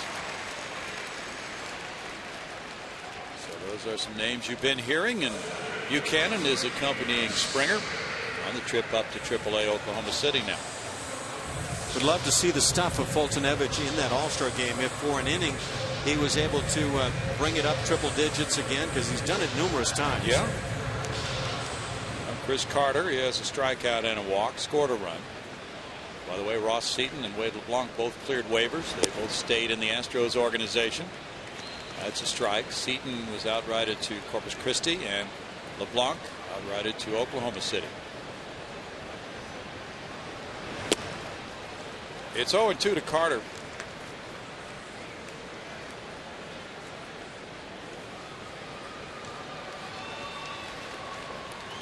Lynn made his debut in 2011. That's a fly ball left. Holiday over, leaping off the wall. It kicks back toward the infield. Cosma goes out to retrieve it. It's a double for Carter. On the 0-2 pitch, he hit it over Holiday, and that's double number 12. And we have seen a huge uptick in the doubles jumping off the bat of Chris Carter the last few days, Ash. He's been so much more willing to go the other way, but he gets another fastball here. Just fastball after fastball in that sequence. And this one finds the heart of the plate, though it's down around the knees. Great to see with Chris able to up that doubles column. That had been a huge surprise early on. That's his 8th double in the last 12 games. And a good job by Cosma to go out and pick up that baseball. A shortstop in this ballpark has to be ready to do that on balls that bounce back toward the infield by the left fielder. Pena has a bases loaded walk. He cranks a line drive, but it's foul. Shortstop who didn't do that a few homestands ago maybe, but that time Cosma was alerted that he had to get out in there. There's a curve at the bottom of that scoreboard wall and left. Look at this swing. That's just staying on that back leg and spinning. That hit the curve down the right field line that time. You saw the hard carom and the kick the ball can take off that surface. Yeah, I'm with you. I thought that was a very slick play from the shortstop for the Cards. And it looked to be anyway, the last moment anticipated. It wasn't, oh dear, here comes the baseball, I better go out there and get it. It was a nice reaction. No balls, 2 strikes to Mr. Pena.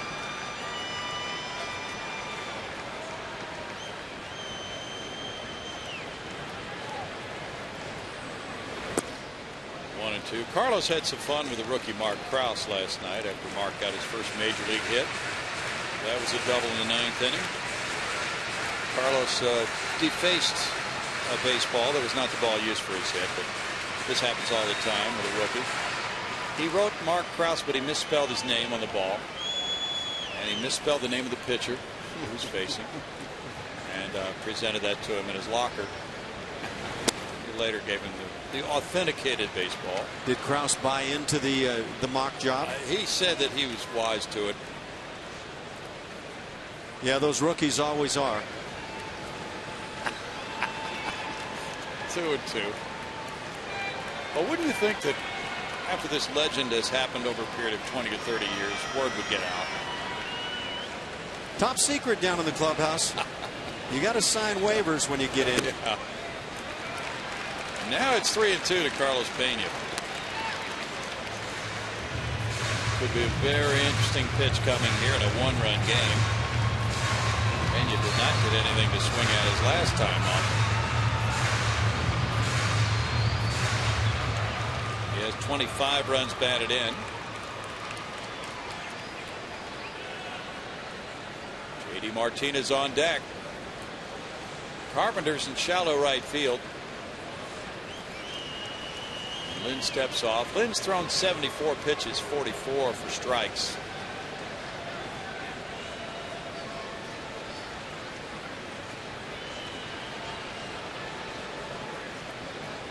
Cardinals came into this game tied for the fewest walks allowed in the National League. Lynn, though, came unraveled a bit, and he's walked 3. He had back-to-back bases on balls in that 4-run fourth.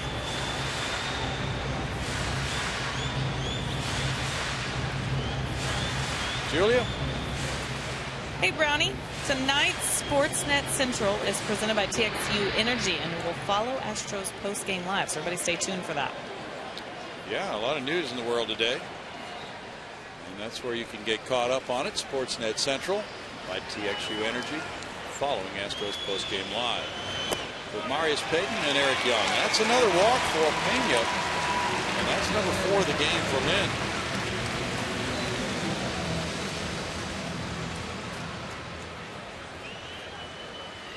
Derek Lilliquist picks up that phone. 2 men on for J.D. Martinez. He got an RBI when he bounced into a force play.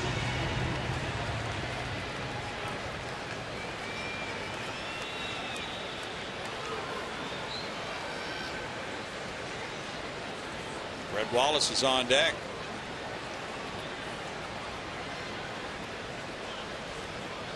Astros are in a stretch of 14 of the next 17. Well, it started last night against teams over 500. The exception would be the Angels series over the weekend. So some stern competition is coming up against them. Kelly warming up again. 1-0 count. Their record this year when they play teams that are currently over 500 for the season is 6-33. Yikes. Foul back. So if they could get through this next stretch and improve that a whole lot, that might do a lot for them in the second half of the season. Yeah, it's kind of show me where you're really at time. Now, yeah, you've got to be able to beat the clubs, the lower division clubs. But as you move on up, you've also got to develop that confidence that says we can beat anybody. It's 2-1. We'll have the Angels over the weekend, but they're an improved version of an Angels club. The Astros has faced 10 times already this year and gone 7-3 against them. Then 4 with the Tampa Bay Rays starting Monday night to wrap up this homestand. Foul back. And then on the road trip, a trip to Texas, St. Louis, and Tampa Bay offers more stern competition.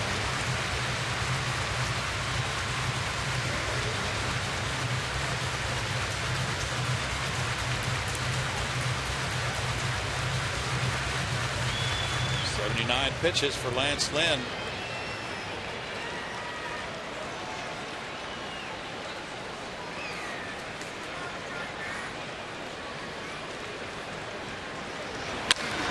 That's toward the gap in right center field. Robinson on the run. Robinson makes the running catch to end the Astros fifth with no runs a hit, 2 men stranded, and it's 4-3 Houston after 5.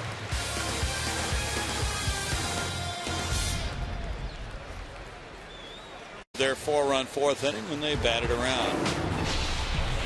Let's go back 25 years. The Anderson Cancer Center bringing you this moment in history and showing you Craig Biggio's debut June 26, 1988.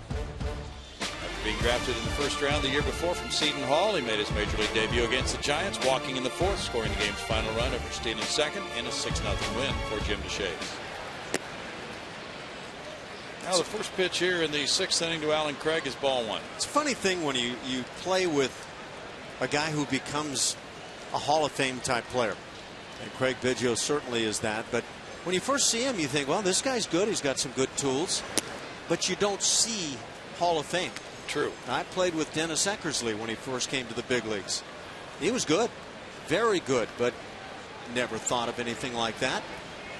It's really fun retrospectively to look back at these guys. Oh, you know it. Wonder what you missed and why you missed it. It's 3-0 to Alan Craig. Well, with Craig's great hitting with men in scoring position, 455. He is the leader, but he has plenty of company on this hard-hitting St. Louis list. They have 7 batting qualifiers who are hitting above 300 with men in scoring position, and 3 are hitting above 400. Craig, Carlos Beltran, Yadier Molina. That's a strike, and that makes it 3-1. Very good collection of talent.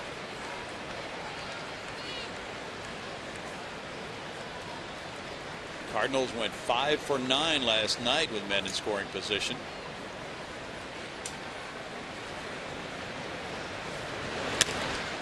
In the air and foul for a 3-2 count. They're 0 for 1 tonight with men in scoring position.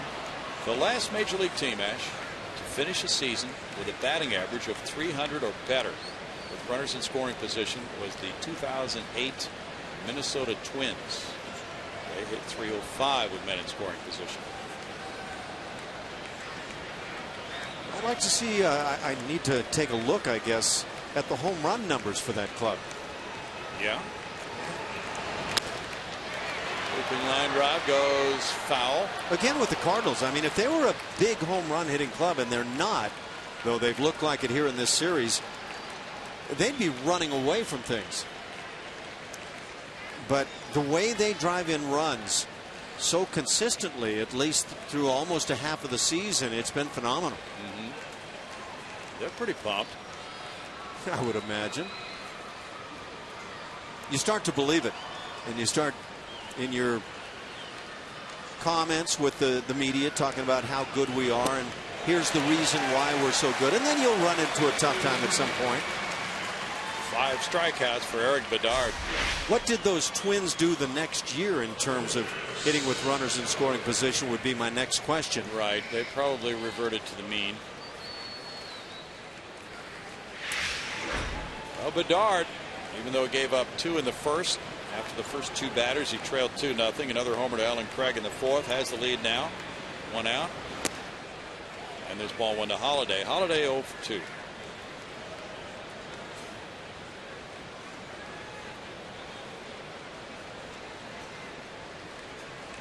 Paul Clemens is warming up. 82 pitches so far for Bedard.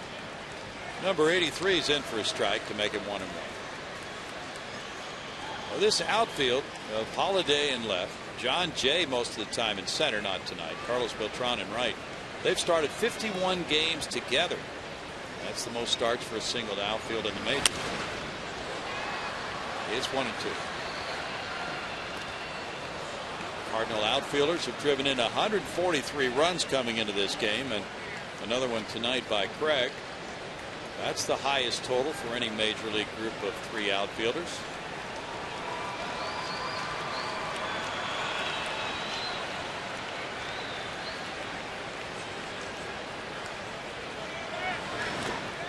Started his swing and then held back. It's 2 balls, 2 strikes to Holiday.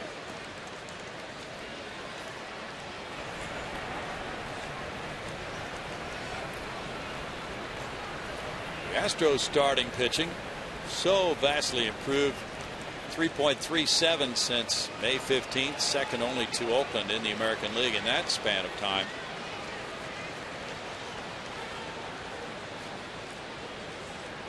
Jordan Lyles, Dallas Keuchel, Lucas Harrell. 3 balls, 2 strikes.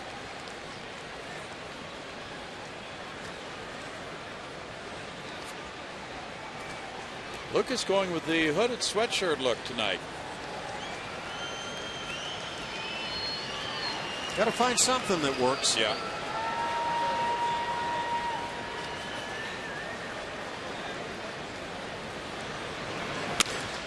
It's out to left center field. That's a flyer, and that is headed for the gap, and it's off the wall. Barnes going into the padding. Here's Holiday stopping at second base on a long double near the 404 sign in left center. That's his 12th 2-base hit of the year.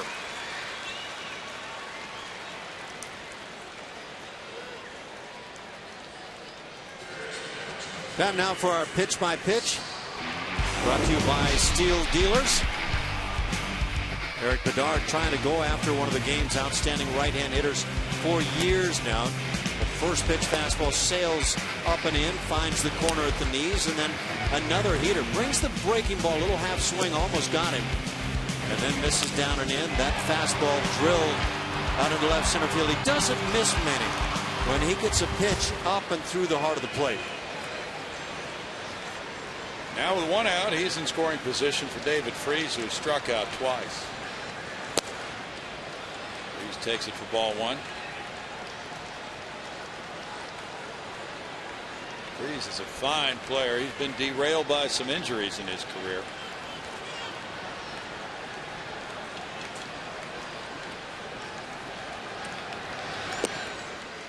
He looks at that pitch for a strike. David turned 30 back in late April. He was born in Corpus Christi. Last year he drove in 79 runs. And on the DL during spring training with a lower back strain. Had some ankle surgery in 2010 on both ankles. There goes Holliday for third, and the throw not in time. And Holliday with a rare steal of third, his second of the year. Gets over there with one out. So we talk about the Cardinals as being a team that doesn't hit a lot of home runs. They've been slugging here in the series. They don't run much, but Matt Holliday takes off and steals third. Now that brings the infield in. They are not going to be pigeonholed, apparently. Cardinals had not stolen a base in the previous 19 games. Longest streak in the majors. In the dirt. 2-2 now, and that forces the Astros to come up with something here with the infield in to try to prevent Holliday from scoring from third base.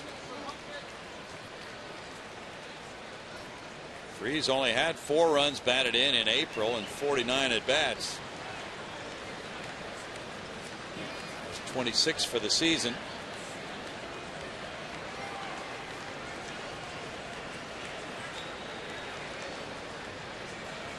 He's hitting .231 with men in scoring position. And Bedard steps back. That certainly is a trend breaker in the Cardinal ball club scheme of things, as well as their entire team has hit in these situations. Cardinals have gone 22-9 against the Astros dating back to the beginning of the 2011 season.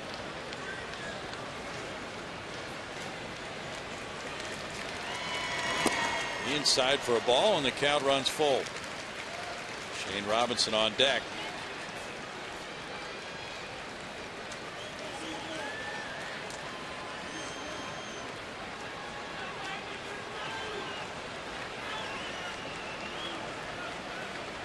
Right-handed batters are hitting .237 against Eric Bedard's fastball this year. Will he use it here on 3-2? Nope, he goes with a breaking ball, and that's a great selection. It's strikeout number 6. Despite leaving it up, he gets the strikeout, but that's all about crossing up a hitter, guessing for a particular pitch. Well, right-handed batters are hitting even less against his curve than against his fastball. 195 against the curve. 2 outs, and now it's Shane Robinson. Robinson popped to second in the second, doubled to left in the fourth. Now the infielders drop back.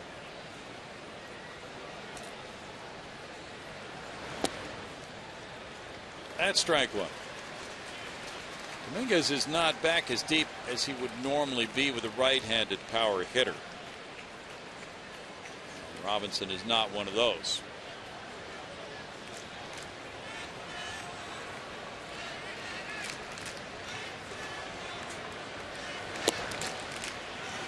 It's 1-1 for Bedard. 95 pitches for Eric, the Canadian-born lefty. Shooting for career win number 66. He has 67 losses. His ERA at home was 2.12 when this game started.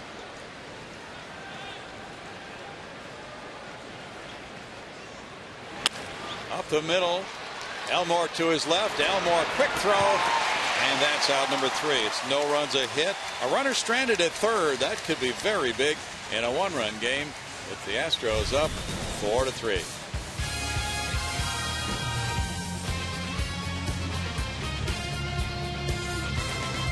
Our Mazda game summary showing you a 4-run Houston 4th inning. Starts out with the Cardinals jumping on top. Second hitter of the ballgame, 2-run home run, Yadier Molina. They got another long ball from Alan Craig. The Astros come back. The bases loaded walk. Kicks things in gear. Brett Wallace had a big base hit to drive in a run, as did Brandon Barnes, breaking his bat and shooting one up the middle. So that offense coming through in a bunch in the 4th inning for Houston. Strike one to Brett Wallace, leading off the home 6th. He has the RBI single in the 4th. That was big in that 4-run frame. He's 1 for 2. We got the tying run home. Now a little tap brings Lynn over to barehanded and throw him out. 1 out for Lynn. Matt Dominguez will follow.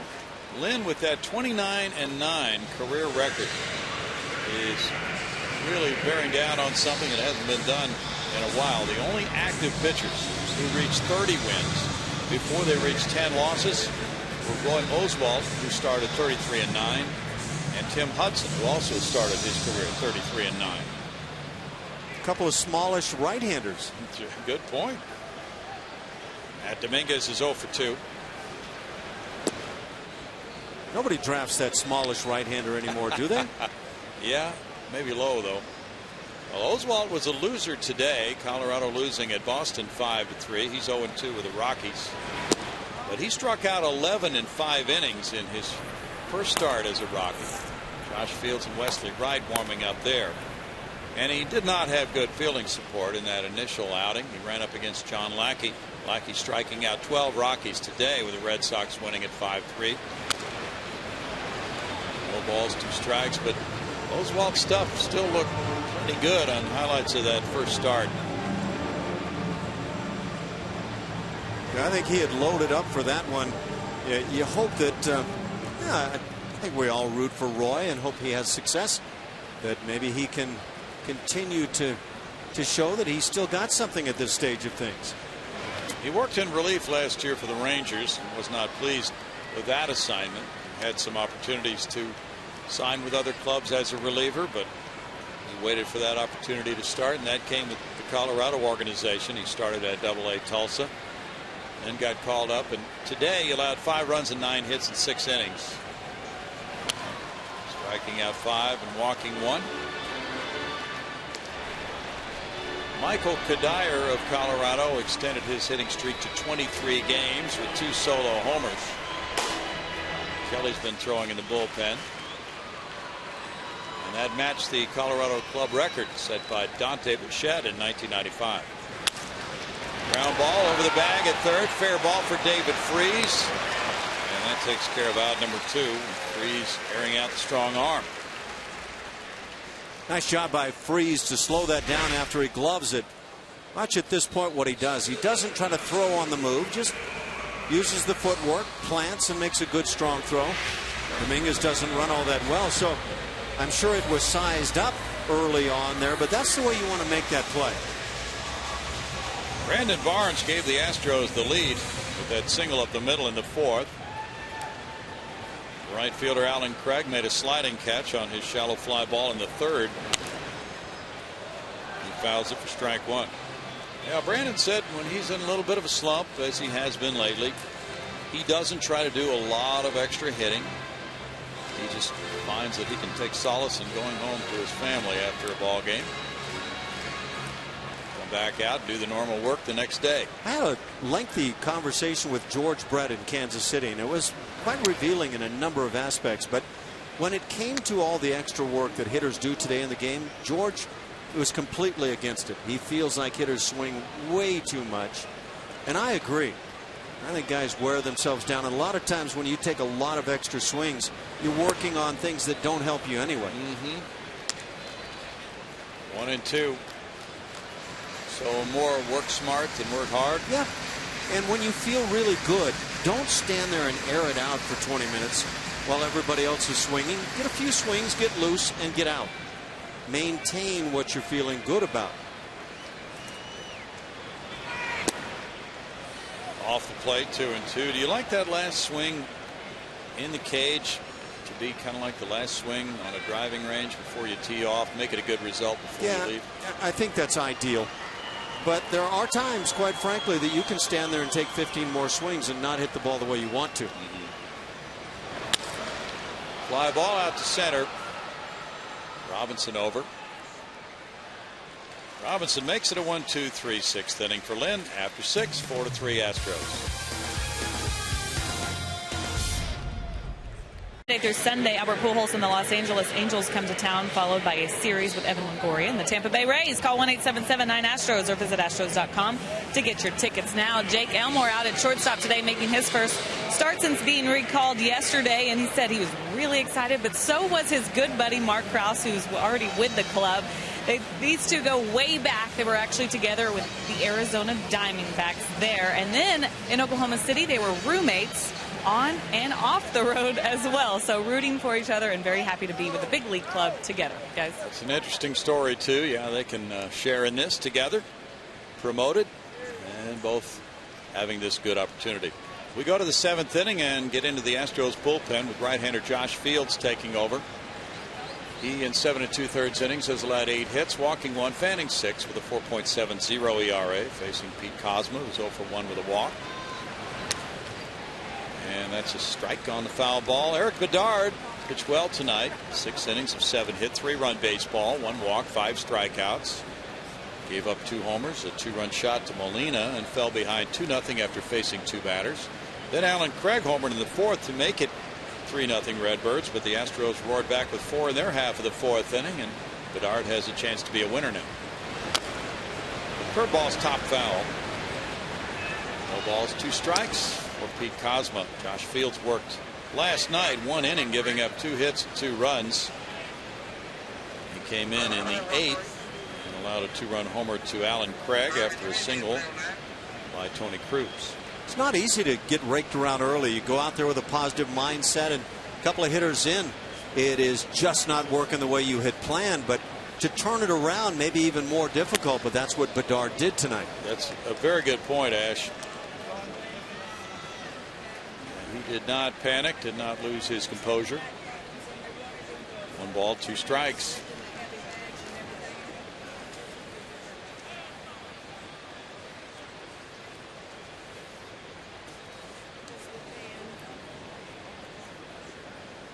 Fields came in as a pinch runner in the win over Milwaukee June 20th. Dangerous. Breaking ball, tapped to third base, foul for Matt Dominguez. Yeah, I would say in my playing days, the number of times that I saw pitchers be asked to go out and be a base runner, more often than not, it didn't work out all that well. Sometimes quite comical.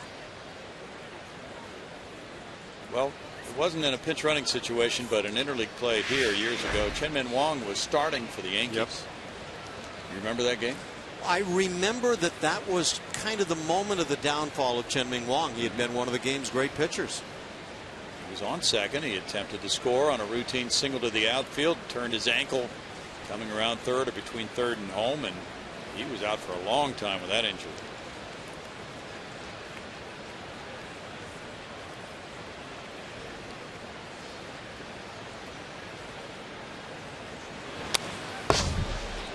Shot over by the camera there. Still 1 ball, 2 strikes. Those decisions by managers come in moments of desperation as you're trying to figure out a way to make things work. But, well, those pitchers just don't get enough work on the base paths. And it's funny, you throw them out there and something unusual will come about.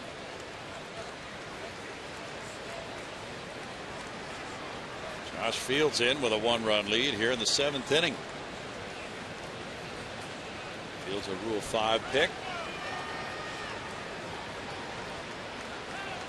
He was at AA Portland most of the year and AAA Pawtucket for 10 games last year.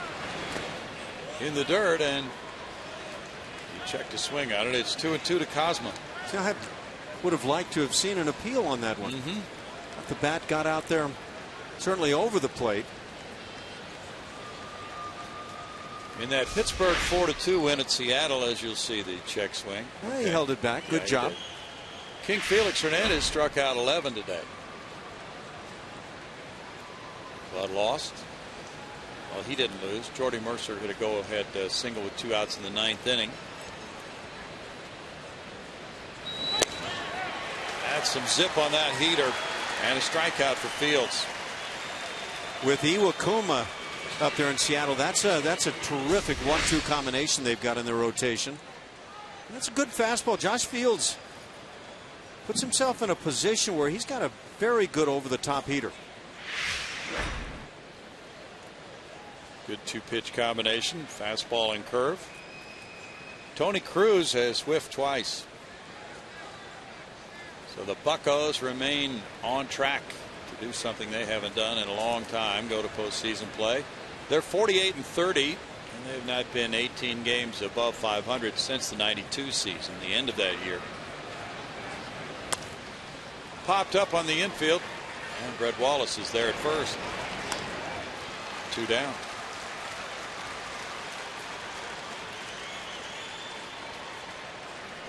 Now Matt Carpenter is looking at Bo Porter. He may want a lefty. He's already signaled to his bullpen. He had Wesley Wright warming up. And Josh Fields gets the first 2 outs here. Wright is throwing now, and he is leaving the bullpen area to come in and face Carpenter, who's 1 for 3. 4-3 Astros. Back in a moment.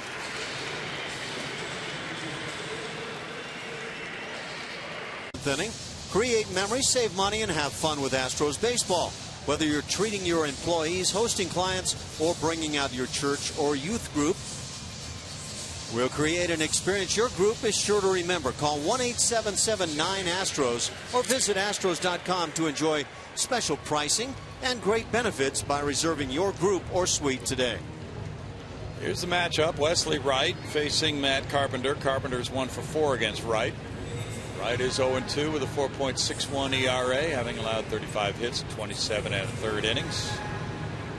And he's had his struggles against left-hand hitters. And I wonder about this move by Bo Porter, if this is designed more to enable Wesley Wright to continue to face some left-hand hitters, maybe gain some confidence, and get this thing turned around. Left-handed hitters are hitting .315 against him, 17 for 54 with 1 homer. It's the on-base percentage that's way up there toward 400. That's strike 1 to Carpenter.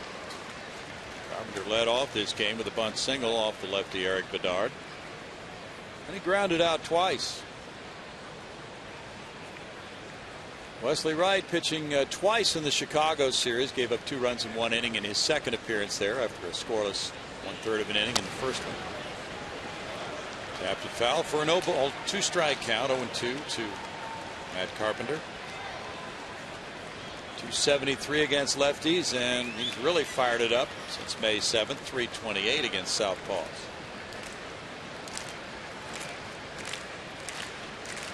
Astros lead. They've been out hit 7-5 by the Redbirds. No errors tonight. 4 men left by the Cardinals, 5 by Houston.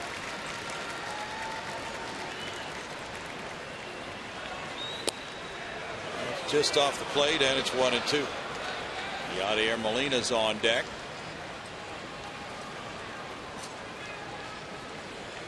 Astros have a right-hander warming up in case Molina comes up. Hector Ambrose. It's Kevin Segrist from the left side throwing in the Cardinal bullpen.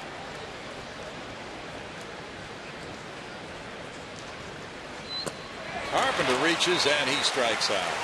So the bullpen with Fields getting 2 outs and Wright getting the 3rd, get through a 1-2-3 7th and maintain the Astros 4-3 advantage.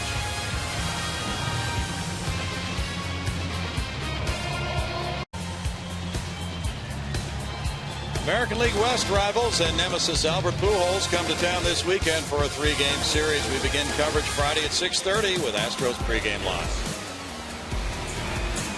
And now let's take a look at tomorrow's pitching matchup, brought to you by Chevron. Care for your car. And those fellas would be Bud Norris for the Astros, 5-7, despite the .360 very nice ERA. And against the Angels, he's torn them up. 3-0 on the year, 0.43.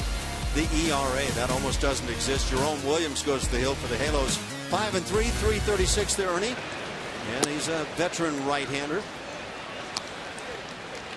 Ball 1 to Jake Elmore, leading it off here in the home 7th inning. Bud Norris watching this game and preparing mentally for Friday night, probably. Elmore's 0 for 3. Lance Lynn gets him to hit in the air to right field, backing on it Alan Craig. That's one down in the bottom of the 7th inning as Lynn stretches it out. He's at 95 pitches. Jose Altuve will be next. Altuve single to start that 4-run fourth. He's 1 for 3.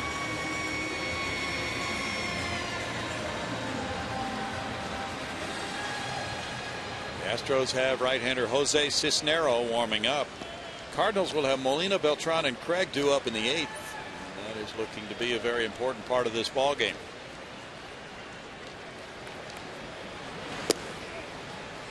At strike 1, with David Freese just about a step behind the bag at third. In case Altuve should think about laying one down. He hits one to short. Hosmer, 2 outs.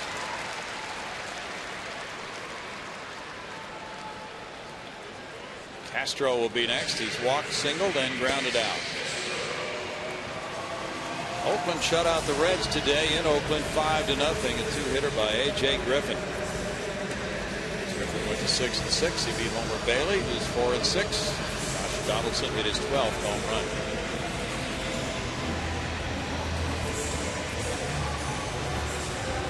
Chris Carter's on deck as Castro steps up. Blue Jays are in flight again, Ash. They shut out the Rays 3-0. Can't hold him down, Brownie. 2-hitter by R.A. Dickey. Fly ball, shallow left. Cosmo looks out to Holiday. And it's a 5-pitch 7th inning for Lance Lynn. He's still under 100 pitches. We go to the 8th inning, and the Astros lead a tight one, 4-3.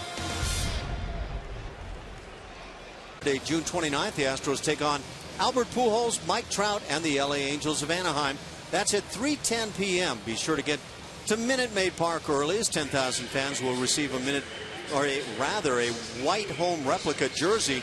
That's courtesy of Champion Energy Services. Call 1-877-9-ASTROS to get your tickets right now. It's a big day. Replica jerseys, book signing, book donations for the Castro's Kids book drive. A lot going on Saturday. Now Jose Cisnero has come out of the Astros bullpen. He'll be pitcher number 4. In 15 games, he's 2-0. He has a 2.20 ERA. He has Doug Brocail and Bull Porter, and a lot of people very excited, Ash. I would think so. I just see Jose Cisnero, assuming he stays in the bullpen, and there is talk that floats around that he still wants to be a starter or that sort of thing, but he's got a chance of really doing quite well in the back end of this bullpen. He has that type of an arm. You'd love to see those numbers with the batting averages against shaved down even further. I think he has the kind of arm that can succeed very well. This is the acid test for him. A 1-run lead, the 8th inning. Molina, Beltran, and Craig due up. 3 outstanding major league hitters. Molina cranked a 2-run homer in the 1st. He singled in the 5th after lining out to 2nd in the 3rd. And that's ball 1. Wesley Wright struck out the only man he faced, Carpenter. Josh Fields got the 2-man he faced with a strikeout. Eric Bedard went the first 6, giving up 3 runs.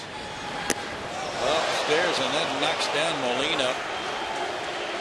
Now it's 2-0, and Castro going out to try to settle down Cisnero.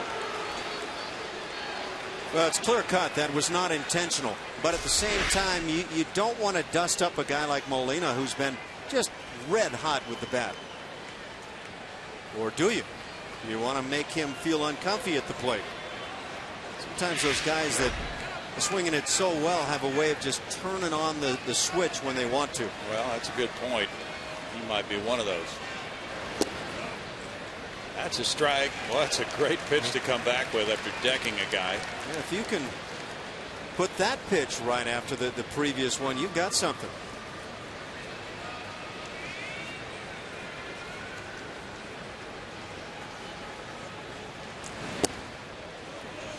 It's 3-1 now. Yadier Molina. Jose Cisnero, 24 years old, from the Dominican Republic. Former starting pitcher. That's what he was last year. 20 starts at Corpus Christi, 8 more at Oklahoma City. And he gets a foul tip. And that backlash on the swing gets some Jason Castro.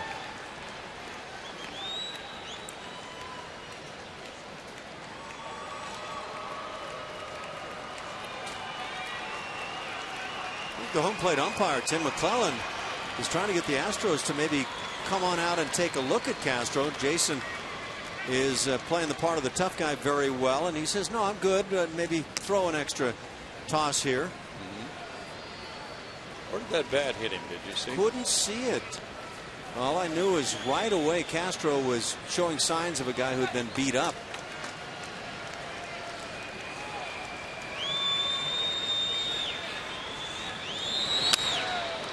A shot on the ground. Good play on the backhand side by Wallace. And a big out as Molina's retired from 3-1. And now the pitch by pitch brought to you once again by your steel dealers. And boy, that was an intriguing at bat, and nice job in the end run there by Cisnero, getting over to the bat quickly. Wallace with a fine job as well with that pitch by pitch. Fastball misses away, and then comes the heat up and in. Able to spot a pitch well and then throw one right on by and get the ground ball. Not an easy play though, and again kind of focus also on Brett Wallace. That's a nice play defensively at first. Sure is. Carlos Beltran's the batter. He's 1 for 3. It's a great location, and it's strike one at 94 at the knees on Beltran. What do you think, Brownie? If Brett Wallace swings a nice steady bat here for the club, might we see him on a semi-steady basis at first base? Well, we would just be guessing, but why not? We guess all the time. Well, one way or another, I think what we could probably presume is we'll see his bat in the lineup. I think you're right. Cisnero got the win in Chicago over the weekend with 2 shutout innings. Really had to tap dance around some problems. He came in with the game tied 3-3 in the 7th. That was scoreless 8th, and then he got Darwin Barney with the bases loaded. He fell behind him 3-1. The Astros told him to pitch from the windup, and he got out of it. 3 balls and a strike. Right here from the windup, the last 2 fastballs at 96, and that's really what we're talking about. And if he's going to be that 8th inning kind of setup guy, at least at this stage of things, that would be great if he could dial up to that level as he comes in for the 8th.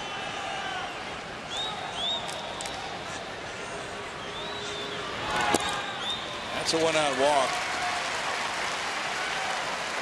Julia? Hey there, Brownie. We're wanting to remind the viewers to stay tuned for Astros Post-Game Live presented by MD Anderson. Hoping the Astros hold on right here. Marius and EY are ready to go with that show. Right after this double play ball by Jose Cisnero on Alan Craig. Well, you got this whole thing worked out. It's all scripted, Ash. You know, I'd heard that as a story, but I've never seen it verified. He did bounce into a double play in the first, so it might be presumptuous to think that that could happen twice in one night. He homered in the 4th.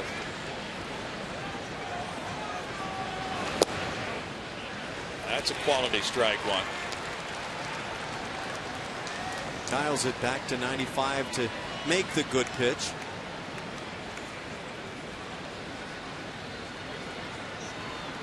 Doug Brocail, when we did the interview in Chicago for the pregame show over the weekend, was well aware it had been a while since Cisnero gave up a run. He gave up a couple of unearned runs here against Kansas City. No balls, 2 strikes, so we'll not count those. In his 10 outings since May 11th, Jose Cisnero is 1-0 with a 0.42 ERA. 1 earned run in his last 21 and 2/3 innings. That's great stuff. Well, you're talking about a guy trying to figure out exactly where he pitches late in the ball game, but late in the ball game is where I believe he belongs.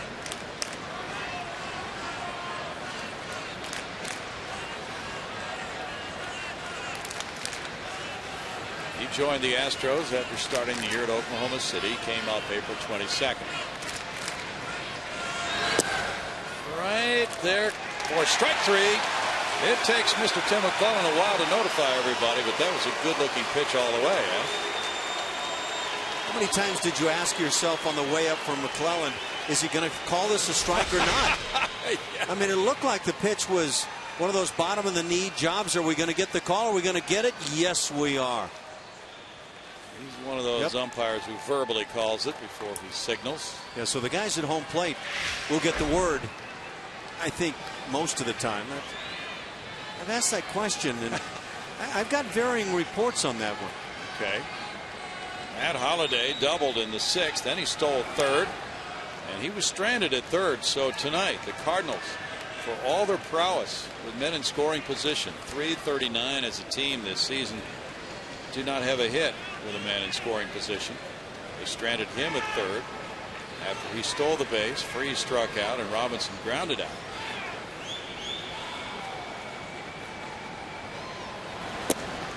And there's strike one, but Holliday has been known to turn games around with a swing like that. Yeah, he's a strong fella, and he likes hitting that fastball, but this is a special edition of the heater. Holliday hit 27 long balls last year. He's hit 240 in his career. Foul back. 0-2 here in the 8th inning. Castro's going to go out to the mound. I think this is just providing a little bit of time for the home plate umpire, Tim McClellan. Jason knows that McClellan got this one, and because McClellan provided a little time and opportunity to throw the ball for Jason, I think he just simply reciprocated.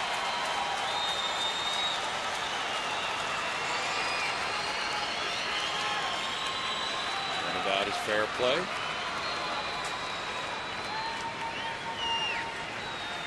And sometimes very wise.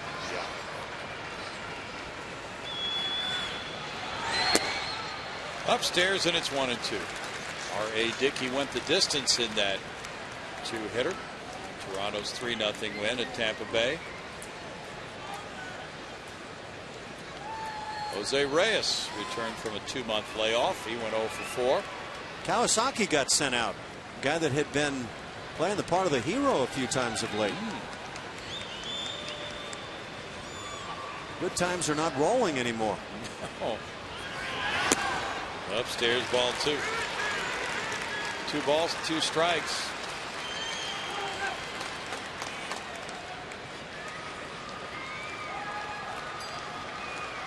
Well, that AL East is a complete scramble. It's a beast over there. Toronto now goes a game above 500 again with the win. And everybody in the AL East is above 500. They were all within 6.5 games of each other when play started today.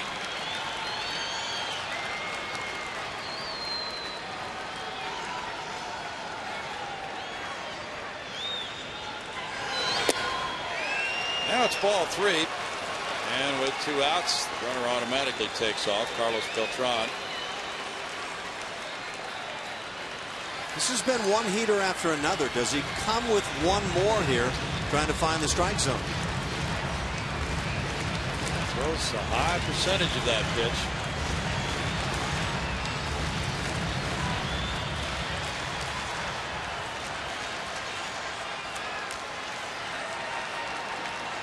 Freeze on deck. And Holliday backs away. That timing on picking up the sign sometimes will force a hitter to step back because he thinks he's figured it out, and then the timing changes and he thinks, well, maybe I missed on my anticipation. Runner goes, and it's a strikeout for Cisnero, who works the scoreless 8th. No runs, no hits, and a man left. We go to the bottom of the 8th. And it'll be Carter Pena Martinez due up. Cisnero keeps the Astros in the lead 4-3.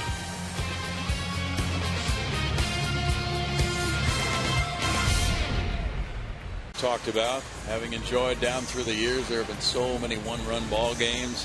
What's going to decide it now? The Astros would like to get a little insurance here in the bottom of the 8th, Ash. What's the deal, Brownie? We keep running into folks from Missouri here, a lot from St. Louis, and just out having a good time. Yeah. Some in high places.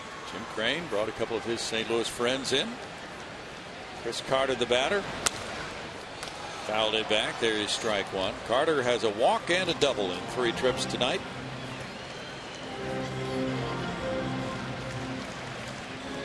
Lynn staying in here after having a 1-2-3 6th and another 7th inning in order. He's retired 7 in a row. Off the end of the bat, it goes to Cosma, and that's 1 out. So he's doing a really good job of keeping that Cardinal bullpen fresh for their next series at Oakland. And they'll have Freese, Robinson, and Cosma due up in the 9th.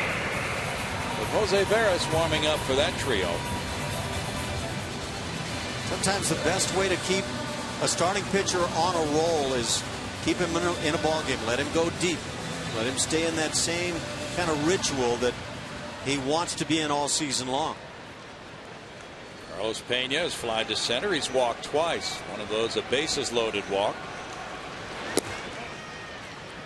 That's strike one to Pena.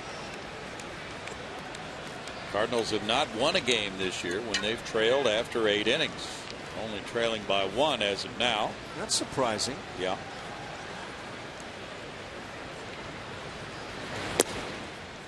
It's a 1-1 count.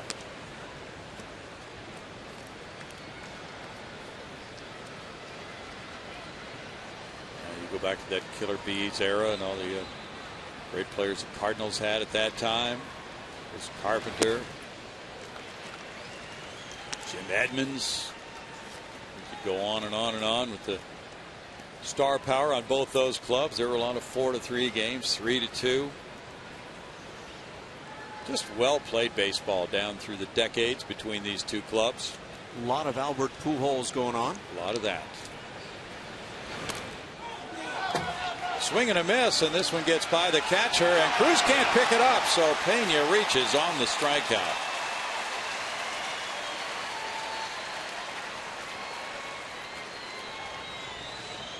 A lot of times when the pitch is in the dirt, they'll call it a wild pitch. For me, this is a pass ball. This just slips right on by.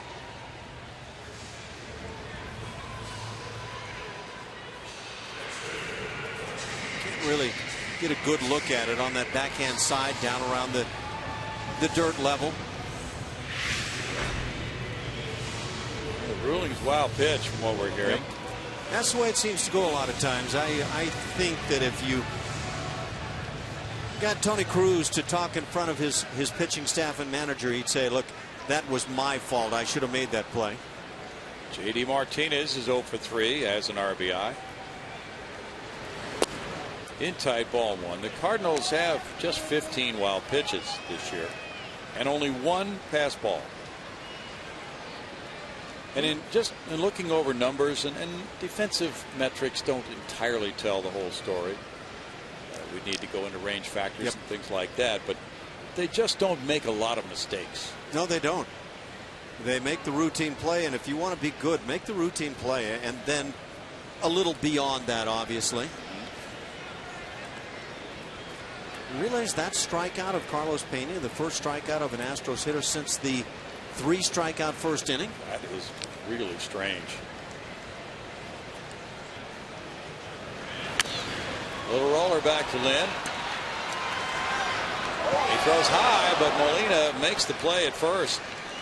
There's some deft footwork there for a catcher who has not started at first base since 08. Out number 2. Mike Matheny says that's a moment where it looks like it's going to be the end of the night for Lance Lynn. Wouldn't that have been something for a guy of the quality of Molina to get hurt on a play like that while playing first base? Terrible. Absolutely. That'll be it for Lynn. He goes 7 2/3, and he really helped Mike Matheny's bullpen for the next game. by staying in this one after giving up 4 runs in the 4th inning and then pitching 3 2/3 more after that. As he leaves, it's still 4-3 Astros, and we'll rejoin you in a moment.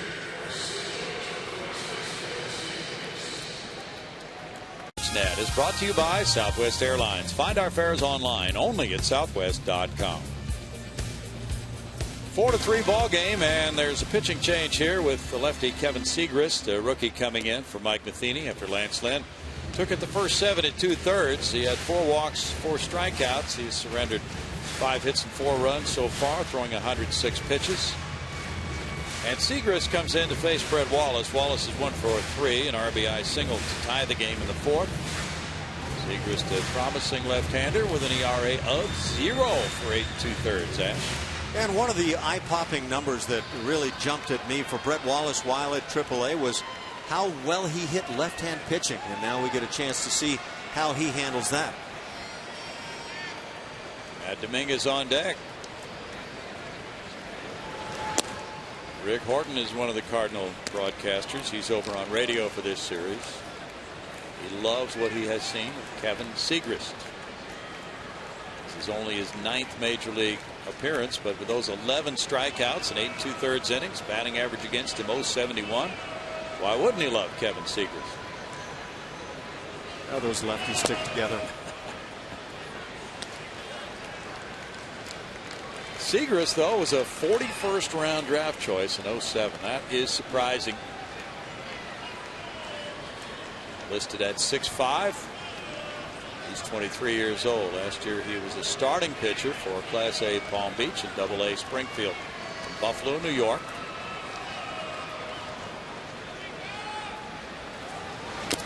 Wallace fouls it with a good rip for Brett. 1-2 now.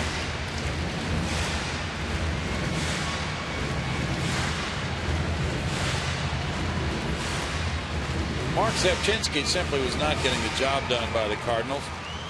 They moved on. Looks like a good decision the way Segrist has performed this year. We also have lefty specialist Randy Choate. Segrist, though, is one of those who can face right-handed batters effectively. And he gets a punch out on Wallace to end the Astros' 8th. They leave a man on, and it's Jose Veras time with a 4-3 lead coming up to the 9th.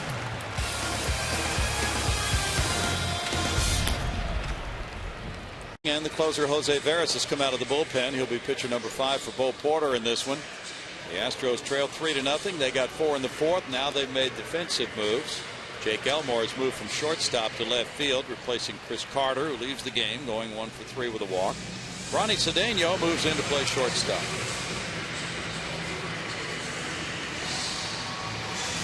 Well, Jose Veras takes over, and closers put together some pretty nice numbers. If you're looking at what hitters have done against him, that 198 batting average on the overall, very nice. The right-hand hitters have had a miserable time. That slider coming into play as well. 175 the mark, 226 for the lefties. It's all about closing it out right now.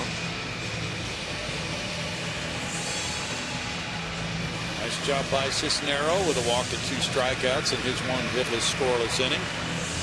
The bullpen has been solid tonight. Fields 2/3 of an inning, Wright 1/3 of an inning. After Eric Bedard went 6, allowing 3 runs. Cardinals got 2 in the 1st on a homer by Molina.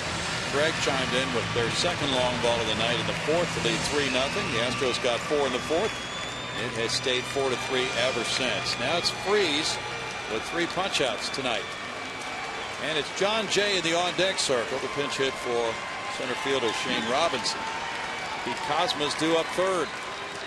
And Matt Adams' left-handed bat is also on the bench, as well as Daniel Descalzo. Out to center field. Barnes tracking it. 1 pitch, 1 out for Veras. Ball hit sharply, but an out is an out. And one big thing that's kind of plagued Veras at times this year is that inability to throw a strike to the first man he faces.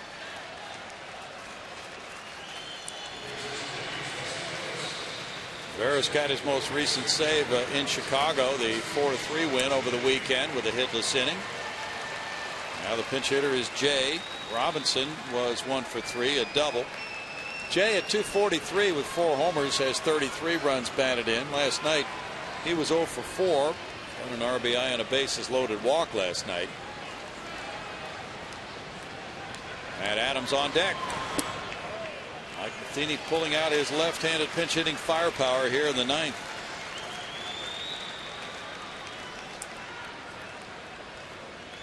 Veras is 6 for 6 in his June save opportunities with a 1.80 ERA this month. As a roller into right field. Wallace was guarding the line, and Jay went out and rolled it between him and Altuve. A 1-out pinch single for Jay. Jay has 2 steals and 3 tries. Veras comes with the heater out over the plate. A lot of times when you pull that pitch, you're just going to roll it to somebody on the right side, but big gap between first baseman and second baseman. Adams, who started last night, is the pinch hitter for Cosma now. Cosma 0 for 2 with a walk. Adams at 311 with 4 home runs, has 16 runs batted in. Adams last night went 1 for 4 with a walk and scored twice. Adams is 7 for 21 pinch hitting, 1 homer, 4 runs batted in. Descalzo's on deck.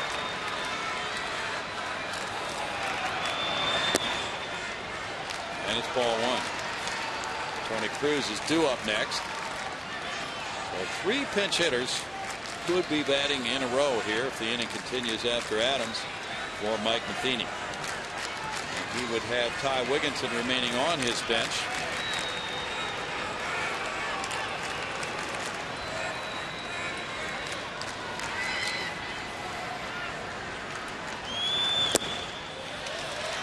Now it's 2 balls, no strikes for Veras. Adams is 24 years old, 23rd round pick of the Redbirds in 09 from Phillipsburg, Pennsylvania, by way of Slippery Rock University.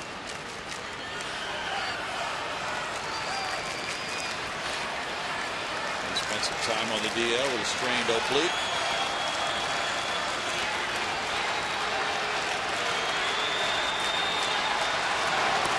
Goes over to first. Adams has grounded into 6 double plays in 90 at bats.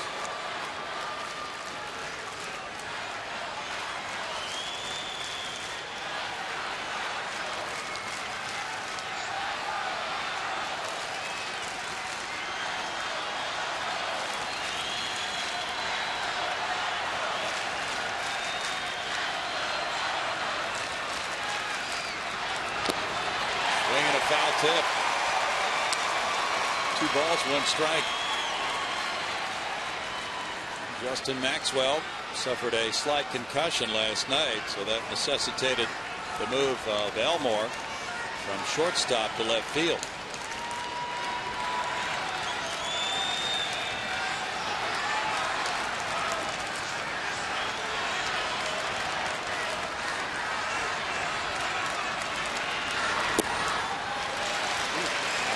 To Adams. 2-1 changeup. Adams, a lot of times you can anticipate a hitter getting overly aggressive in that count, looking for the fastball and moving early, but Adams did none of that.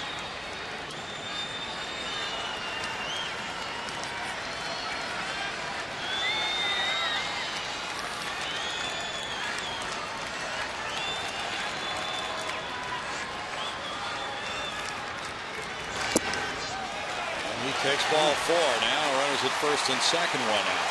Pretty good looking pitch. Deemed under the knees. Now another pinch hitter, and we get a pinch runner as well at first base.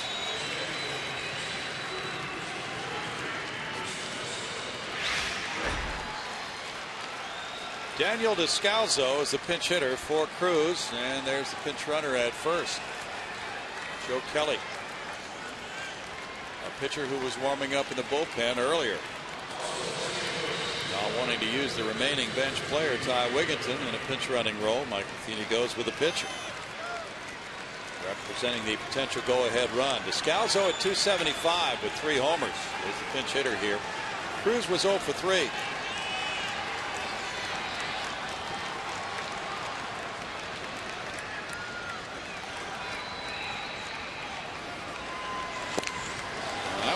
handcuff Castro, but was able to keep it close enough so there's no advance by Jade and the pinch runner. Watching Castro go out and talk things over, it appears this could have been another of many cross-ups between pitcher and catcher this year.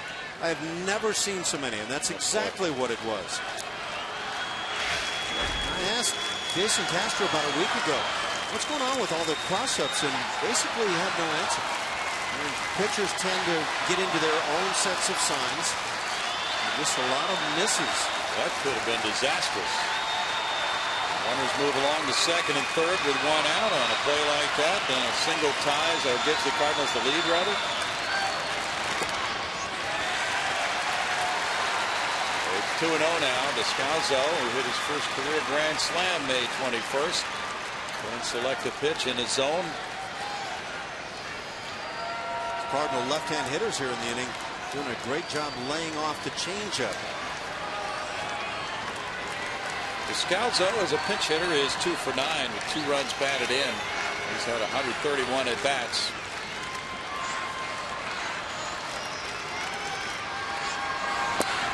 He takes there, and that's a strike. 2-1 for Veras.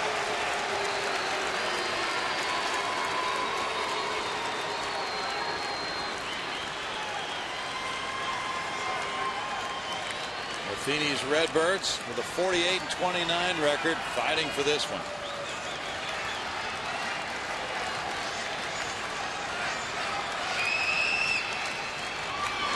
Descalzo fouls it. Now 2-2. Here's that confidence Veras has in the breaking ball. 2-1, a couple of runners aboard. You can't walk him in, but he just loops that pitch right on through the heart of the plate. You'd have to call it a hanger, but it's more about deception in terms of what pitch is coming. Descalzo played a lot last year. He had 227 and 374 at bats. He's hitting 342 in the month of June after a 368 average in May.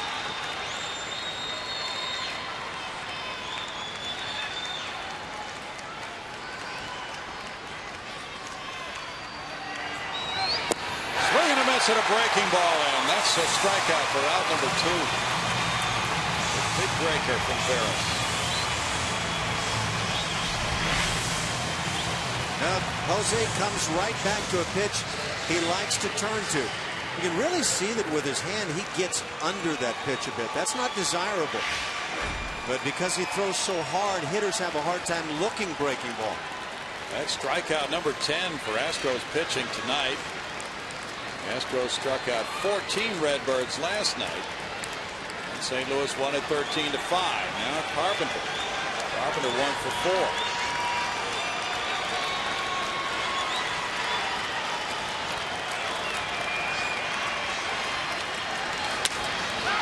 Out into right center field. And that will do it.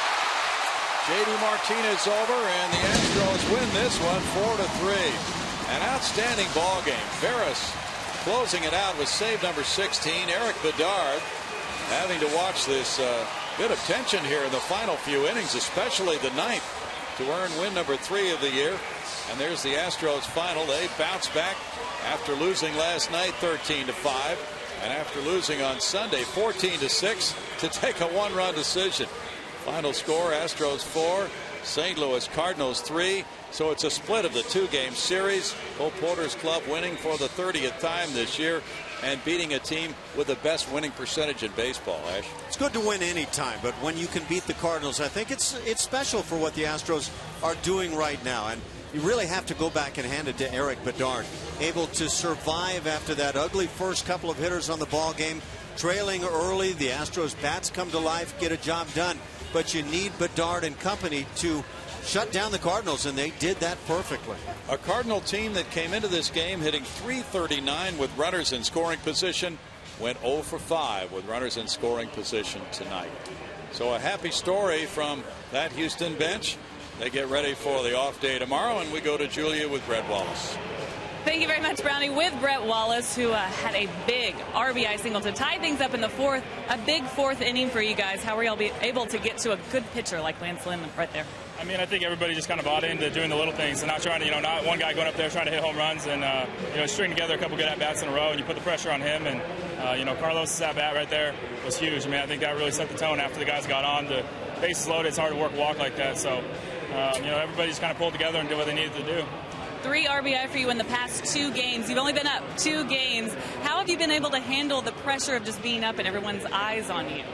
I think honestly you don't look at the pressure. You rely on your teammates, and they've been great. Whether I was here earlier or when I was down, and then now that I'm back, I mean they've been great rallying around me, and really just they kind of take your mind off it and they pick you up. And like I said, if we all buy into doing the little things, you don't worry about trying to do anything too big yourself, and that takes all the pressure off. Congratulations. Thank you. All right, Brownie, back up to you. Thanks, Julia. Very enjoyable game tonight. The Astros win it by 1. They're now 12-12 in one-run games. Final score 4-3. Houston. Back in a moment.